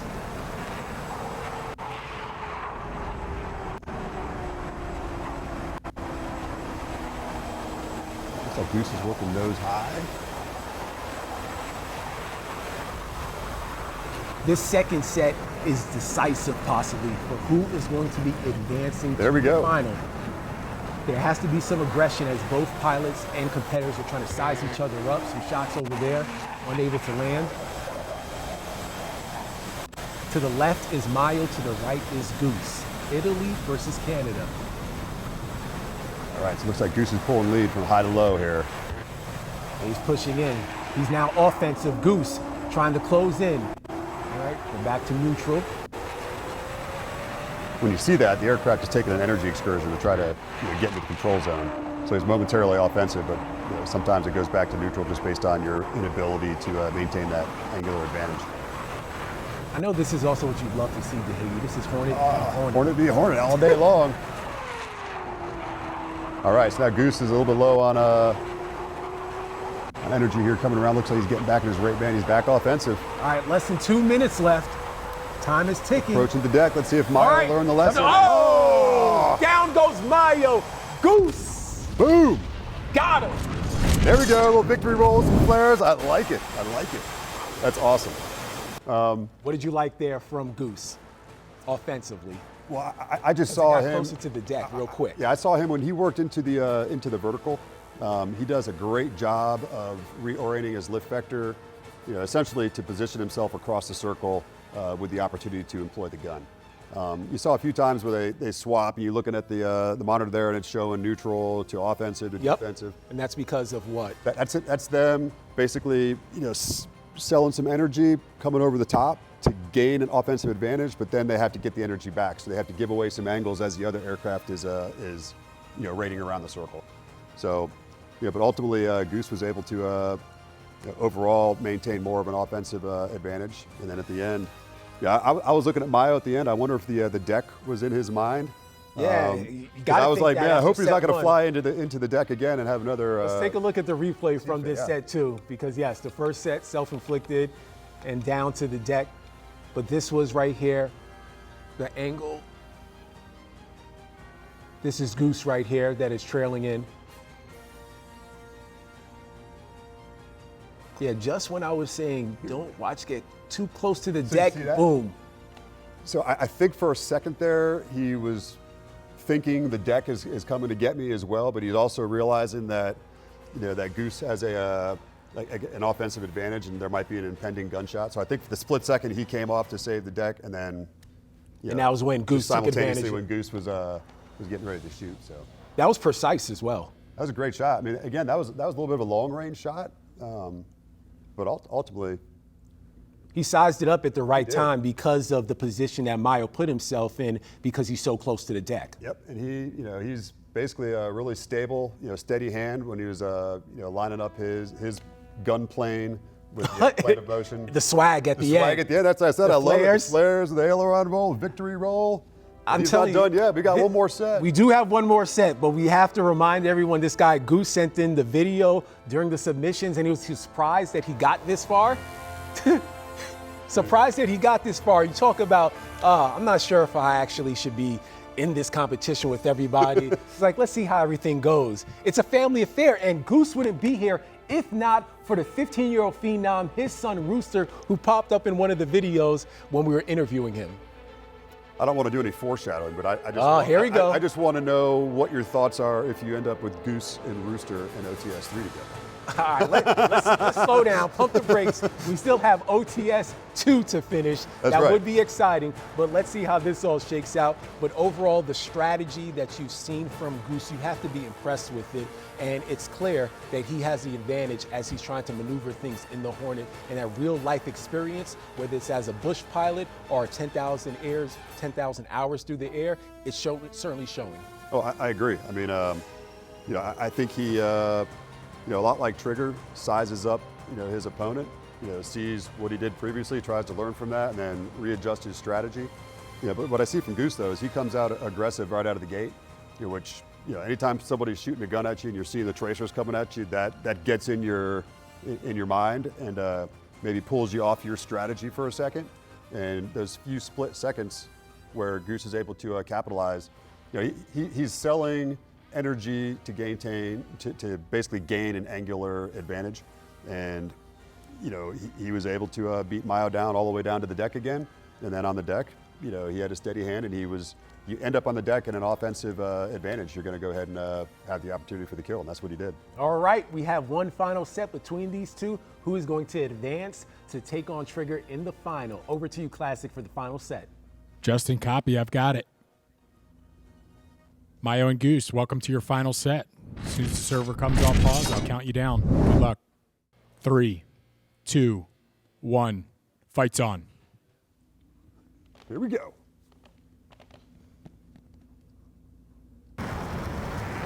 Mayo has a lot of work to do here in the final set if he wants to even advance to the next round. Man, a wide second merge. Goose is working nose low across the circle.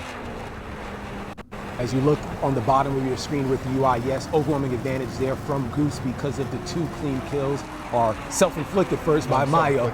Yes. A kill is a kill. A kill is a kill. Kill or be killed. This is the final set. The winner of this advances to play Trigger, $10,000 on the line. Mayo, we need to see some aggression. It's still ending with a strong note. I still believe in that if you're prideful. Absolutely. I mean, you definitely will. I mean, I'm not sure if you can pull it out from here, but both aircraft right now, they got great numbers approaching the deck. Neither can exploit nose low to cut across the circle. So we'll see how this works. Goose is actually going over the top here. Yeah, I see that. So you got a high yo-yo opportunity to try to cut across the circle as well. The only disadvantage is you lose energy on the other side of the circle. So ideally in a Hornet, you'd like to be able to work a nose low across the circle, but obviously the deck does not allow you to do that. So when should Goose be turning up? Answer my question. He's turning in right now. He's working a high-low. He's trying to gain some altitude above the All right, so we got some action. Shots fired. Goose unable to land it. What you see, though, is Goose is low energy now, so you pay the price, but he still has just enough to make it over the top, and he's incredibly low. And that's also probably an approach you could take when you know how the first 2 sets played out. You can see right now, he's got an angular advantage. He might have an opportunity if he can. He doesn't have the energy to pull the lead, so you see the vapes coming off his jet. All right, we're past the 80-second marker. This is the final set of the semis. Mayo and Goose, Italy versus Canada. Oh man, Goose doesn't have a whole lot of options now. Mayo's got a ton of energy. He can work into the vertical. I'm not sure Goose can go back uphill again. But Mayo's real close to the deck. What's going on with Mayo? Is this? He's got energy though. He's coming down to match him, so he's got the opportunity. There we go. Oh, nice shot by Mayo. There we go. Yeah. Okay, Mayo. Nice. What did you like there from Mayo? I mean, he was patient. He stayed in the rate numbers. Goose was working slow energy. He's still able to go over the top. Not that the Hornet can't go vertical, but I saw Goose once they got down on the deck. He worked into the vertical a little bit too soon, and bled some energy to do that. And meanwhile, Mayo stayed patient, waited for Goose to be bled down. You saw that Goose couldn't go vertical a second time, had to come off in the oblique. And then Mayo just saddled in the control zone, was able to employ. So yeah, let's take a look again at that final set between Mayo and Goose. Real nice strategy there from Mayo, but this was the first shot here from Goose. I asked you when he was going to turn, but he just didn't have the angle. Yep. You saw him digging, like he's pulling an angle of attack to the max to be able to have the nose authority. That's where the Hornet shines, as the nose authority to influence your adversary. But then he had to come off. You see the vapes coming off. He's low energy there. You have to be really precise. Absolutely. Maybe Trigger's watching. Is like, I probably would have got that shot. And then here's the shoot down here, real close to the deck. Yeah, going into the vertical, low energy. Because of that, I thought he could have taken a shot right here. All right. But once again, because of that decision by Goose. There we go. Boom. That put him in this position. That's correct. I mean, Goose, kind of hung it out there a little bit to take the shot, but he lost energy. And then on the subsequent merge, you have to be patient. If you're in your rate numbers and you see the other guy's bled down and he has no energy, there's nothing he can do to maneuver his aircraft magically to your control zone. Like, you're just going to get savaged with no energy on the deck. Yeah, wow. Phenomenal ending between these two, the semifinals. Wow, we're going to be able to hear from both Goose and Mayo, and we'll let you know how the championship bracket is set out. But great overall. And Mayo, let's bring in the runner-up from OTS-1, who just had a really nice ending. Mayo, how did you feel getting that kill in the final set? I just allowed all the point, which I didn't manage to do in the first two sets. So get the kill of the last round was just to raise up a little bit of self, Yeah, glad to see you finish strong. But I do have a question back on the first set where you basically flew into the ground. What were your thoughts as you're trying to save the impact into the deck? The maneuver from the beginning was wrong, so I just kept going down. Once I realized that I got not enough speed to recover, I've tried the all-in, but it didn't work, of course, because the ground always has the perfect win rate. So yeah, it was just a stupid maneuver trying to save another stupid maneuver. Okay, so what do you think you would do different in your training to get ready for OTS-3? I think that I trained a lot this time for the dogfight. I really tried to push as much as I can. I really met a guy which I want to thanks, if it's okay, Vincenzo. Grazie mille, Vincenzo. Sorry for the Italian word, because he helped me a lot. So I think the thing I will try to train more on is try to be more relaxed under pressure, because that's the thing that I feel got me in the wrong spot. Well, thanks, Mayo, for the time. Best of luck down the road. Great fight overall. Thanks. All right. So Mayo is going to be eliminated. We're going to get a chance to hear from Goose, who will be able to speak about his strategy. But that was a great question to Mayo about what he was thinking specifically on the first set, because it felt like that decided how the rest of the round played out. Absolutely, no doubt about it. I mean, it's unfortunate, it's happens to the best of us in training, hopefully to no one in real life, but the deck will always win. So when we say aviate, navigate, communicate, that's a no kidding. Like, you got to aviate. So that means don't get slow, don't fly into the ground. That's the number one thing. Even if somebody's also trying to kill you, you want to make sure you don't hit the ground first. Let's bring in Goose now with a great job taking down Mayo. Goose, I know your motto is fly good and don't suck. How did your approach change after that self-inflicted kill from Mayo in set 1? Well, psychologically, I think that's it. It flips the lid on the competition. I mean, hard to bounce back from that, but also I think it's easier to have the knife in your teeth a little bit more going in, one up, like you can roll the dice a little bit harder and play those harder angles, bear down a little bit more. Now, how did you feel on the second set at the very end when Mayo brought the fight down to the deck and you're low altitude making a gunshot? Did that make you nervous at all, being that close to the deck, trying to take a gunshot? Oh, yeah, 100%. So, I mean, how much of your attention was towards not hitting the dirt versus having a valid gunshot? Well, I think maybe that is one place where being a real pilot helps, and it's like aviate, navigate, communicate. And I think fight comes in there right after the aviate part, because I've got a better than zero chance that my opponent is going to shoot me down, but the ground will always win. Absolutely, 100%. We were just talking about that exact thing. Goose, I know you said that you were surprised that you made it this far. Has that surprise or shock weared off? You're going pretty far. I am, but I'm not going to get cocky. I don't know if it's the Canadian in me or I'm grateful to be here. Whoever I meet in the final I will have my work cut out for me, no doubt. Early thoughts as you've assessed the competition. You're going to be taking on Trigger. What are your early thoughts going into that showdown? I think Trigger is a tactician, and I think he has the benefit of young neurons. Probably a few cobwebs in my old gray matter here. So, it will be, either way, it will be a great fight. I hope to at least get one in on him. Absolutely. Well, certainly. We're going to find that out very shortly. Goose, thanks for making the time, and best of luck in the final. Thank you. And just like that, we have our finals. Let's take a look at the bracket. Wow, we started with 8 pilots, and now we're down to 2.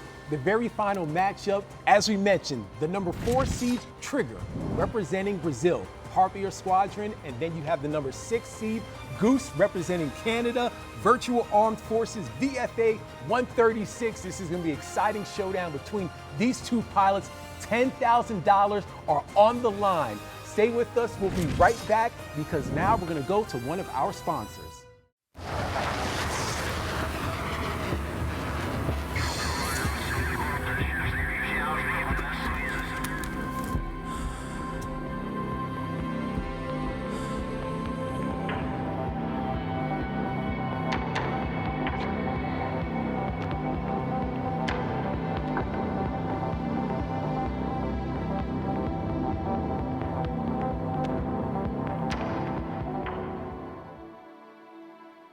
Matt, welcome back. Great to have you. I'm sure you've been enjoying the matches so far. Talk to me. What have you seen so far, and who's your pick in the final match?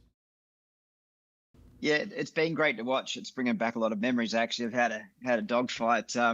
Like I said earlier, watching Trigger through that precision run. Yeah, unbelievable control with his pepper.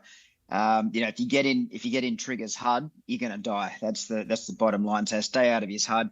But Goose, he's got some really good flying skills, some really good concepts of BF and understanding. I also think he's got an advantage because I'm pretty sure he's got a wizzo called Goose hanging somewhere in the background, reading out his energy states, his altitude. Rooster as his wizzo there. So I'm thinking it's going to be a really close matchup. I'm pretty excited to watch what happens here. All right, but Matt, you technically didn't make a pick. I need you to make a pick before we let you go. Okay, technically, I'm actually going to stick with my original of Trigger, because he only needs one opportunity, and it's game over. Well, thank you, Matt, again for joining us for OTS-2. Your welcomed wisdom. We've appreciated it all. We'll let you go, and we'll see you on the next one. Thanks, guys.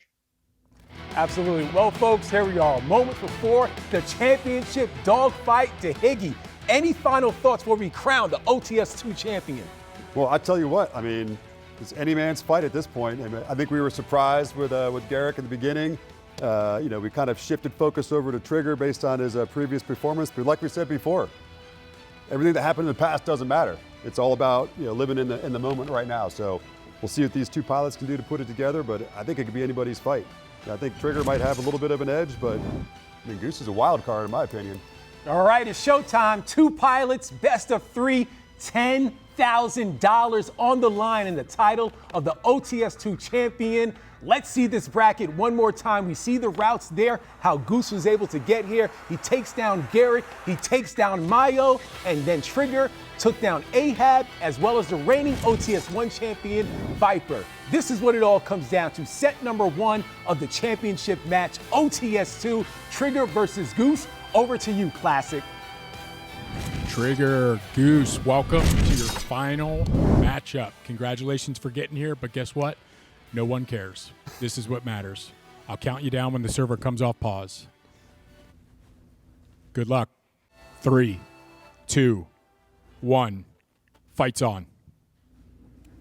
Go. All right, we have the merge coming up. This is where the pressure builds. 10K on the line. Goose getting aggressive. Real early on. Taking a shot. We know both of these competitors are very thought forward. Strategy is key.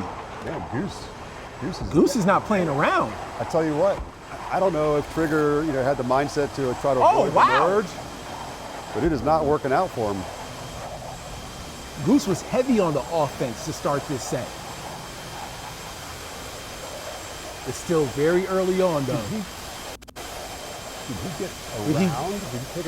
He might have taken a round. Looks like he has some battle damage. Yeah. Because Trigger's now trying to change where his lift vector is going. But where's Goose going? I don't know. That's what I'm trying to figure out. Goose is going down.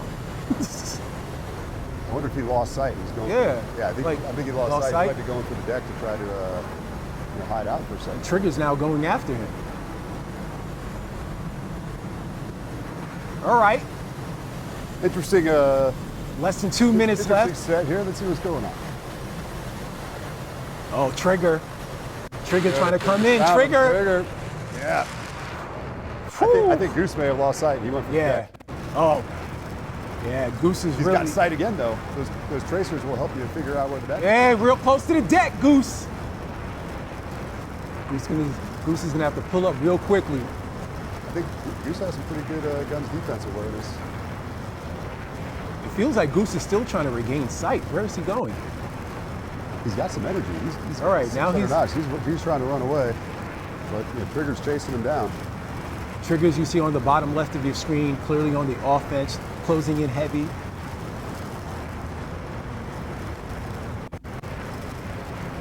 His UIS points, as you see, are calculated real time. He's on the offense. It's going up. Coming into the control zone right here. We know how accurate Trigger has been all throughout BFM.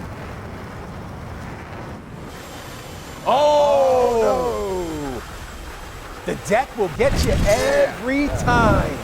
That was an interesting fight. I mean, it looks like maybe one lost sight. For a second there, I thought Goose had some battle damage because it looked like Trigger had some sort of smoke coming out of the back of his engines. I'm not sure if that was vapes or conning or what was going on there, but then that kind of dissipated, and it looked like Goose, for whatever reason, like you said, he was continuing to go down. Why is this?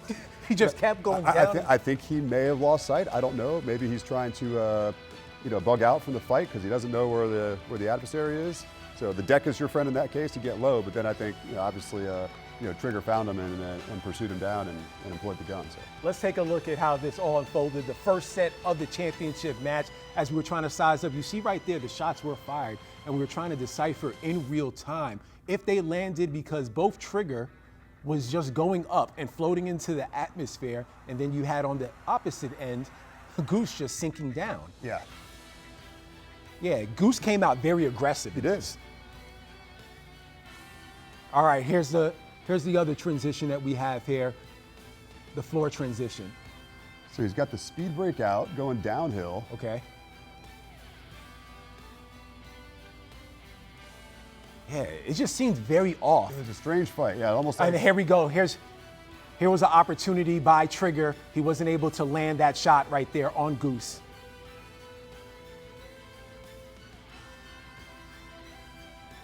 That was a tough. That was close, a tough man. angle. That was close. That was a tough angle, but I mean, what we've seen from Trigger so far, this guy doesn't miss. And, all right. And here we go. This is I want to the deck. I want to see what happened right there. I wish we could see just prior to that. We may have another angle that's imminent, so. I don't know if he was looking over his shoulder. Let's see here.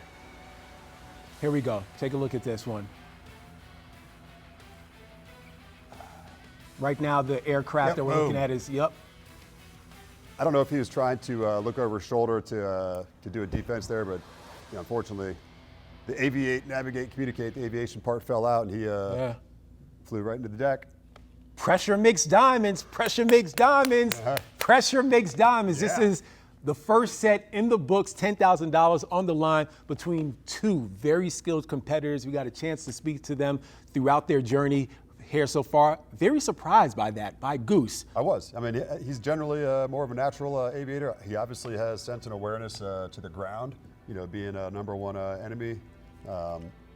But I guess we might find out here in a minute what was going on. But I think he was probably looking over his shoulder, getting ready to do a guns defense, and then unfortunately, flew his aircraft into the ground. But yeah, what's worth noting though, once again, remember, this is the 4 seed versus the 6 seed in the championship final. So now roles are going to be reversed.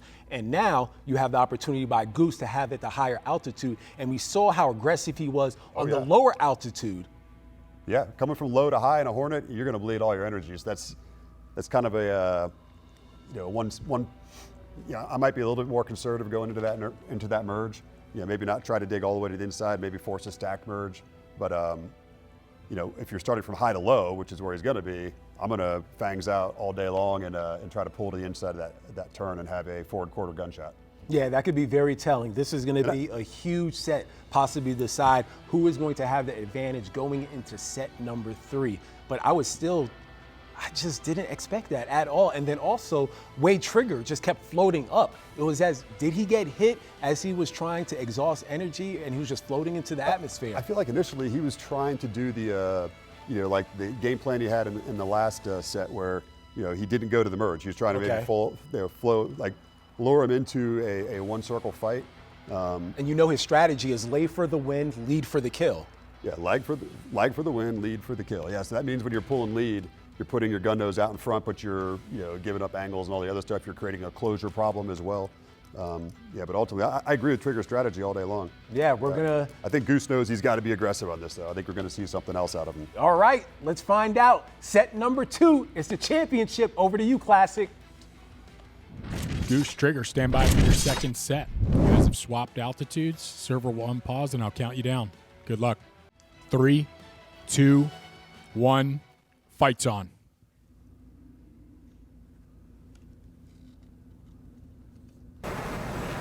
Set number 2.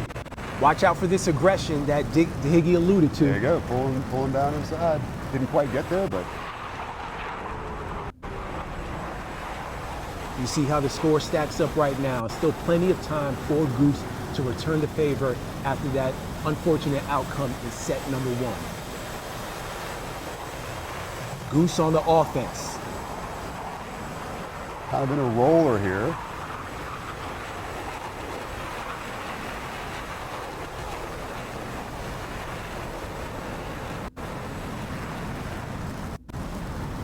What are you seeing from Trigger to Higgy?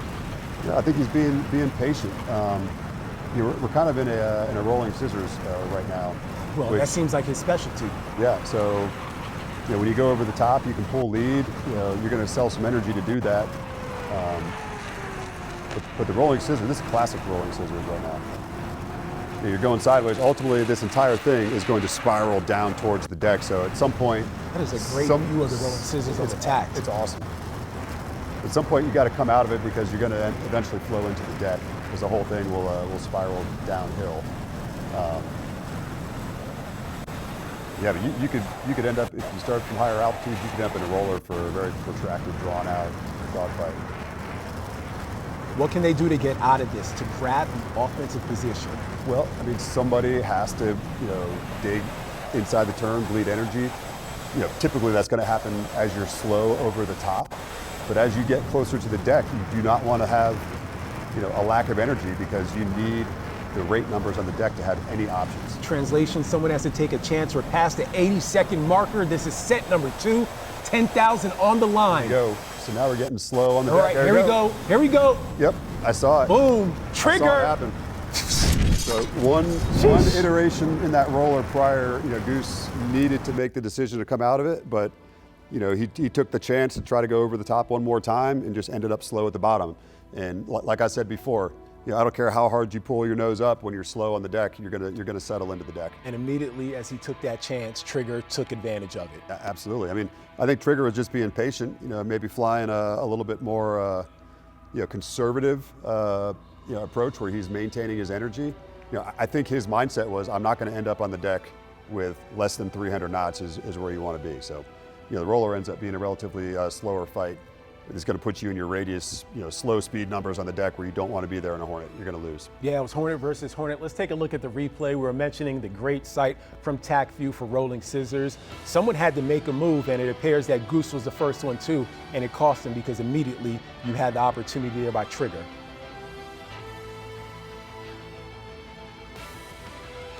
Would you have liked for Goose to hold off before making that move a little bit longer, or did you like the thought process or idea? I mean, it's an aggressive, gamble to say, hey, maybe I can do one more iteration and pull it out without hitting the deck. Had he been successful, the next iteration around Trigger would have been in a bad situation. So it was just, it's tough to make that assessment unless you got a lot more experience in the aircraft and its performance capabilities. But ultimately, it was just loss of energy. There's nothing you can do when you're behind the bucket, low to the deck. You're gonna settle into it. Here's a look at the ground impact. Yep. But you see right there, Trigger didn't have a whole lot of energy left. Like he was hanging on the blades as well, just trying to. It all worked out. Yeah. Man, great job by Trigger. This is gonna put Goose in a very difficult predicament heading into set number 3. Boom. Oh, he recognized it. He ejected actually right before it looked like. Yeah. You see that? I saw it. So there's a point where you just see a face full of dirt and you're like, this is not going to happen for me. Man. All right. So Trigger so far has a strong advantage heading into set number 3. So if you are Goose, what do you, besides aggression, give me in layman's terms what he should be doing to try to make what feels like a very steep climb to win and beat Trigger? I think, you got $10,000 on the line. The only opportunity, like with the UIS scoring, to come back, I think he has to have the immediate kill. I mean, we're talking, within 5 seconds out of the gate, he's got to be pulling a lead and, selling all the energy to have the opportunity for that first shot. That's the only possibility that I see for him to come out on top with this. So that puts an even more emphasis on the first merge then. 100%. That's, in my mind, that's the only option that he has. He has to be aggressive. He has to, dig inside of the turn and do everything he can with that pip replacement to get it in front of Trigger's aircraft. When it's a co-altitude split and you have Hornet versus Hornet, if you're Goose and you're in this position, and I know you wouldn't be because of the amazing fighter that you are, Dahiggy, walk me through the beginning. What are you trying to do to make sure you capitalize and try to get UIS to work in your favor? Because you're even both at 15,000 feet. I think the best thing you have working for you is time to kill and the bonus of actually getting the kill. So that has to be fast. Anytime you spend out there, chasing each other around in a rate fight, you're not getting the impact of large points associated with that scoring. So I think time to kill, an immediate kill is the only option he has, and that may not even be enough as well. How about the control zone time? Does that factor in? He could end up in the control zone and accumulate some points that way, but I'm not sure it would be enough at this stage. Yeah, we have to see what the UIS exact score is going to be. It's going to be fascinating to see, but still, Goose has an opportunity, and the fact that he made it this far, it has to feel like a great opportunity. Oh, I agree with you 100%. I mean, I think for like you said in the beginning, he didn't even expect to be here. So, I mean, I think very impressive, for him to come this far. The fight's not over yet. No. Anything could happen. We saw that in OTS-1. Anything could happen. So you're saying there's a chance. With that being said, here's the very final set of the final. Over to you, Classic. Goose, Trigger, welcome to the final set of OTS-2. Good job thus far, and good luck on this set. For 10 grand, 3, 2, 1, fights on.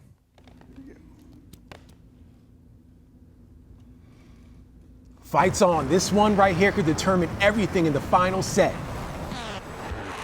Ooh, early aggression by Goose. He tried. Didn't quite get it. But right now, you were speaking more about the control zone. You see right here the bottom score in the middle of the UIS where things stand. It is an uphill climb for Goose, but there's still plenty of time on that clock. He has a lot of work to do. Yeah, if he did settle into the control zone, which right now kind of looks like we're leaning towards a similar fight as before.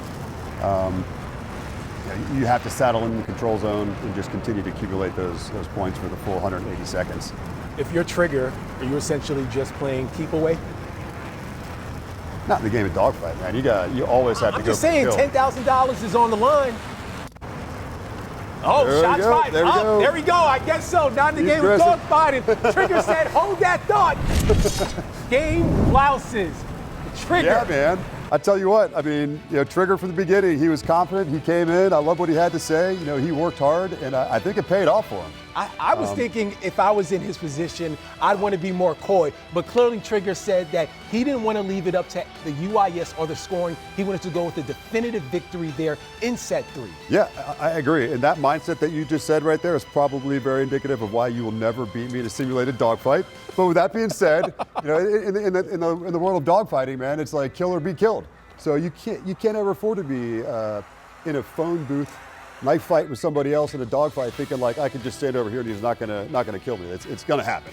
So you have to be aggressive. You got to go out there. You got to go for the kill right away. And I think Trigger did just that. You did. You set the stage coming into this final set. You spoke about the merge. Let's take a look at the replay because Goose was aggressive, knowing that he had a lot of points to try to accumulate, but he just didn't get the opportunity to execute. Yeah, he took the shot right there. Good on Trigger for recognizing that. You saw him come off his game plan for a second to get skinny and pull out a plane. That is guns defense 101. You got to do it. Oh, man, just missed it. But it's especially tough, especially when you're at the same altitude coming into the final set. It'd have been different if he was maybe 17 or 5,000 higher. But here's a look at the shot, that execution. Great shot. Flawless, accurate to the 20th degree. This is what Trigger does in his sleep. What did you see about him? Oof, look at that in slow-mo. The slow motion. Man, I love that footage. We've been saving that angle just for the championship. That's an unreal view. Oh man, everything looks better in slow motion. Sorry at the expense of Goose, but that was a great shot. That was great. I tell you what, you could saw when you're looking at the tracers, they come out and they're just in a perfect, beeline right across. I mean, his stick management, the control of the stable platform as he's settling in for that gun cross, on the flight path of Goose, very stable. My hat's off to Trigger for that. That was awesome. Awesome job. Well done. All right, I just heard we have Goose ready. Let's bring in Goose and get his thoughts on how that all unfolded. Goose, start us off with that first set from what you remembered.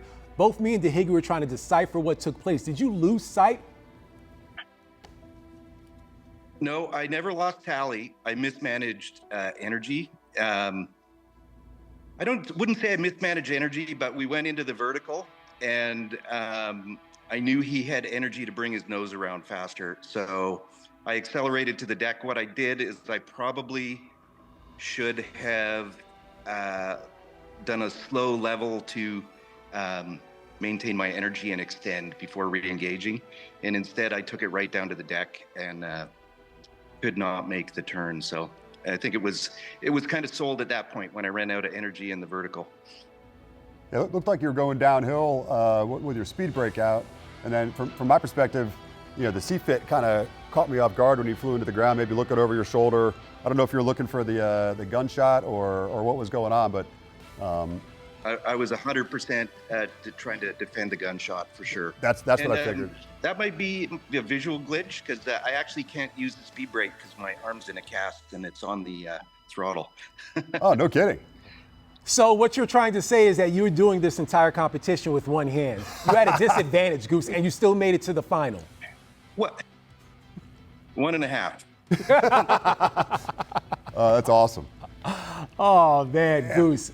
Overall, amazing job. Go through the final set because you knew the uphill climb that you needed. Did you think that you had at least a decent opportunity to land that shot on the first merge? Yeah, that kind of knife in the teeth, one circle shot. I mean, I was all in at that point. I didn't really have anything to lose. But I get those a quarter of the time I come in 1-to-1. Just didn't work out for me today. Yeah, that's a very tough shot. I mean, you got to hang it all out there for the energy excursion, to have the opportunity for that gun employment.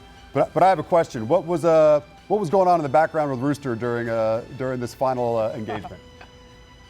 Rooster is locked away in his bedroom with the door closed, and he is. I haven't seen him. He's hiding. So I might have heard some disappointed voice coming from the other side of the house. But. Oh man. No, there should be no disappointment despite the outcome. You should be proud. How has this experience been for you, knowing that your son convinced you, despite him not making it, he was an alternate, he's in the house cheering you on. This must have been super enjoyable for you. Here he comes. You talked him out of his room, out of his cave. You know what? I have to say the experience has been outstanding. Like, it's been a really fun competition.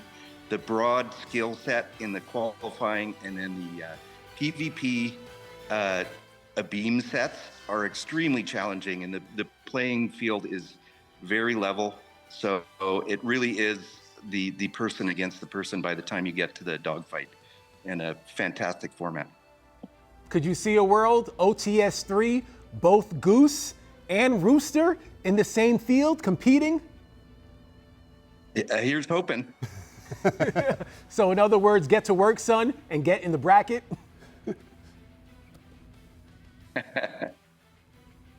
I don't want to dogfight him. He beats me most of the time. There we go. That was my next question. Is like, if you end up in the finals with your son, are you going to go easy on him? Wow. No. There you go. I like it. All right, Goose, thanks so much. Appreciate the time, and congrats on making it this far in OTS-2. Hope to see you down the road. Thank you. Thanks for all your work putting this on. Hope to see you next time. Yeah, man. Man, that was awesome, and I'm glad that Rooster was able to come out of his cage and he was no longer locked up in his room. Yeah, I tell you what. I mean, I think that's a special thing. I mean, clearly he's had the influence on Rooster. Rooster came into this first, and then drug his dad into OTS. Yeah, just a great story. I mean, he's super humble coming into this, didn't expect to even be there, ends up in the finals. I mean, holy cow, that's impressive. Speaking of great stories, we have a champion. We're going to get to hear from him shortly, but Trigger's journey here, the Harpia Squadron, and we actually do have Trigger ready. Let's bring in the champion and get all his thoughts on how it all unfolded. Congrats, Trigger, on being the OTS-2 champion. Me saying that, how does that feel for you to hear that? I mean, it feels amazing to be able to win this competition. I joined here with the intention of representing Brazil and also my squadron, the Harpia Squadron. And to be winning this means that I succeeded to do this. I succeeded on representing my team and representing my country. Yeah, fantastic performance, through and through from the start to finish, from trials all the way to the very end. I think you did a fabulous job representing Brazil and the Harpia Squadron. But I got to ask one question. $10,000, what are you going to do with that? I'm not sure what I'm gonna do with 10 grand. I'm probably gonna buy a new SSD because the one that I have right now is it's not enough for DCS, and I probably will buy some parts for my car. There you go. I mean, you say it's not enough for DCS, yet you're sitting on top of the hill right now. I mean, that is accurate, but rumor has it though, Trigger. I watched your videos. You said possibly if you won that 10K, you would invest half and maybe take a trip. That just went out the window because you won it all? No, not really. I probably also use this money to go on a trip. But I mean, 10 grand is, it's quite a lot of money here in Brazil. So I can use this money to do a lot of things. So I haven't planned for it yet, So where are you going to go on a trip, and what kind of car are you working on? I have a Mitsubishi Lancer. There we go. Trigger, your experience. I would go to São Paulo in Brazil, and also I'd go to Brasilia to visit some of my friends, and just to enjoy some time off. Trigger, you had so many representatives from Brazil cheering you on in the chat. I know you had a big goal of putting Brazil on the map for DCS. How accomplishing is that to get this far, to actually accomplish this, knowing so many people are rooting you on in real time as you made it this far? It feels truly amazing that there are so many people rooting for me. I have many friends in the Brazilian communities, so most of them were present during the live stream, and I really, really appreciate them being there supporting me. I have a question. How excited are you about coming back for OTS-3? And with that being said, what are you going to do differently I'm very excited. to get better? I really enjoy this competition, the broadcast, the format, the rules were also good. Fighting A-Beam is completely different from the other competitions that I've flown that you start head on. It's way more challenging. You have more variables to take into account. So I really like the format. I want to experience that again. And of course, I'm very, very excited for the LPS competition. I'd love to go on a trip to Las Vegas to fly a live tournament, a live DCS tournament. It would be such an amazing experience. You're certainly on track to do that, my friend, for the LPS, the way that you have been able to set the tone here in OTS-2. What would that feel like to actually step foot in Vegas, live professional series, and maybe even having some representatives from Brazil cheer you on in person as you're in a rig? I would certainly be very, very happy. I told the other competitors that I really like doing BFM. And I've read on the SFL website that the setup in Vegas is a full motion simulator, and also with VR, and I would love to try that in a competition for real. Well, thank you for your time. Congratulations. Anytime someone addresses you moving forward, Trigger, make sure they say OTS-2 champion. Oh, yeah. All right. Thank you very much, guys. It was a pleasure to be here. Yeah, great job. Great job. Congrats, Trigger. Man, congratulations. What a job by Trigger. I tell you what. He was supposed to be possibly a participant in OTS-1. Some things didn't work out. Comes through in OTS-2, kills the reigning champ, Viper, and is able to beat Goose in the showdown. Absolutely. I mean, that was a phenomenal performance. I think his confidence in the beginning, he did everything that he said he was going to do. He said, "You come to the merge with me in my bracket, you can do your best, I'm going to do my best, so look out." Absolutely. All right, it's been another great day of dogfighting. Let's take a look at a couple of highlights throughout the day. We'll be right back with a couple of words from our sponsors.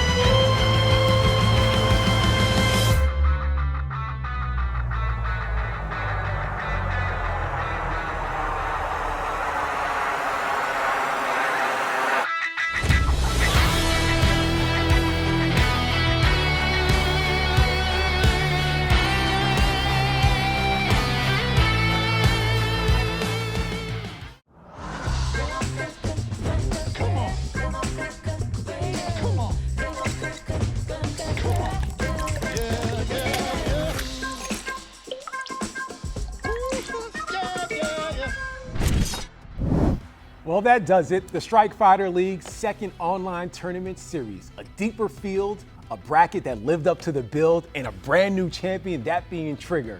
He was crowned and he certainly crushed it. To the pilot community, online and in uniform, thank you for the welcome and for the standards and for the support you've given the SFL since our very first flight. And we're just getting started. I know that's right. On behalf of everyone at the SFL, thank you so much to the Wingman Foundation, Project Recover, and Splash 3 for letting us stand beside you. Keep visiting those websites. The work does not stop because the broadcast ends. Not at all. And for Wags, you're in our prayers, my guy. OTS-3, you know that's on the horizon. The bar's gonna rise. The field deepens and the debrief, yeah, it makes us better. We'll hope you'll join us again. That's right. Until then, keep rising. From all of us from Strike Fighter League, good day, good night. Hope you enjoyed the fight. Over and out.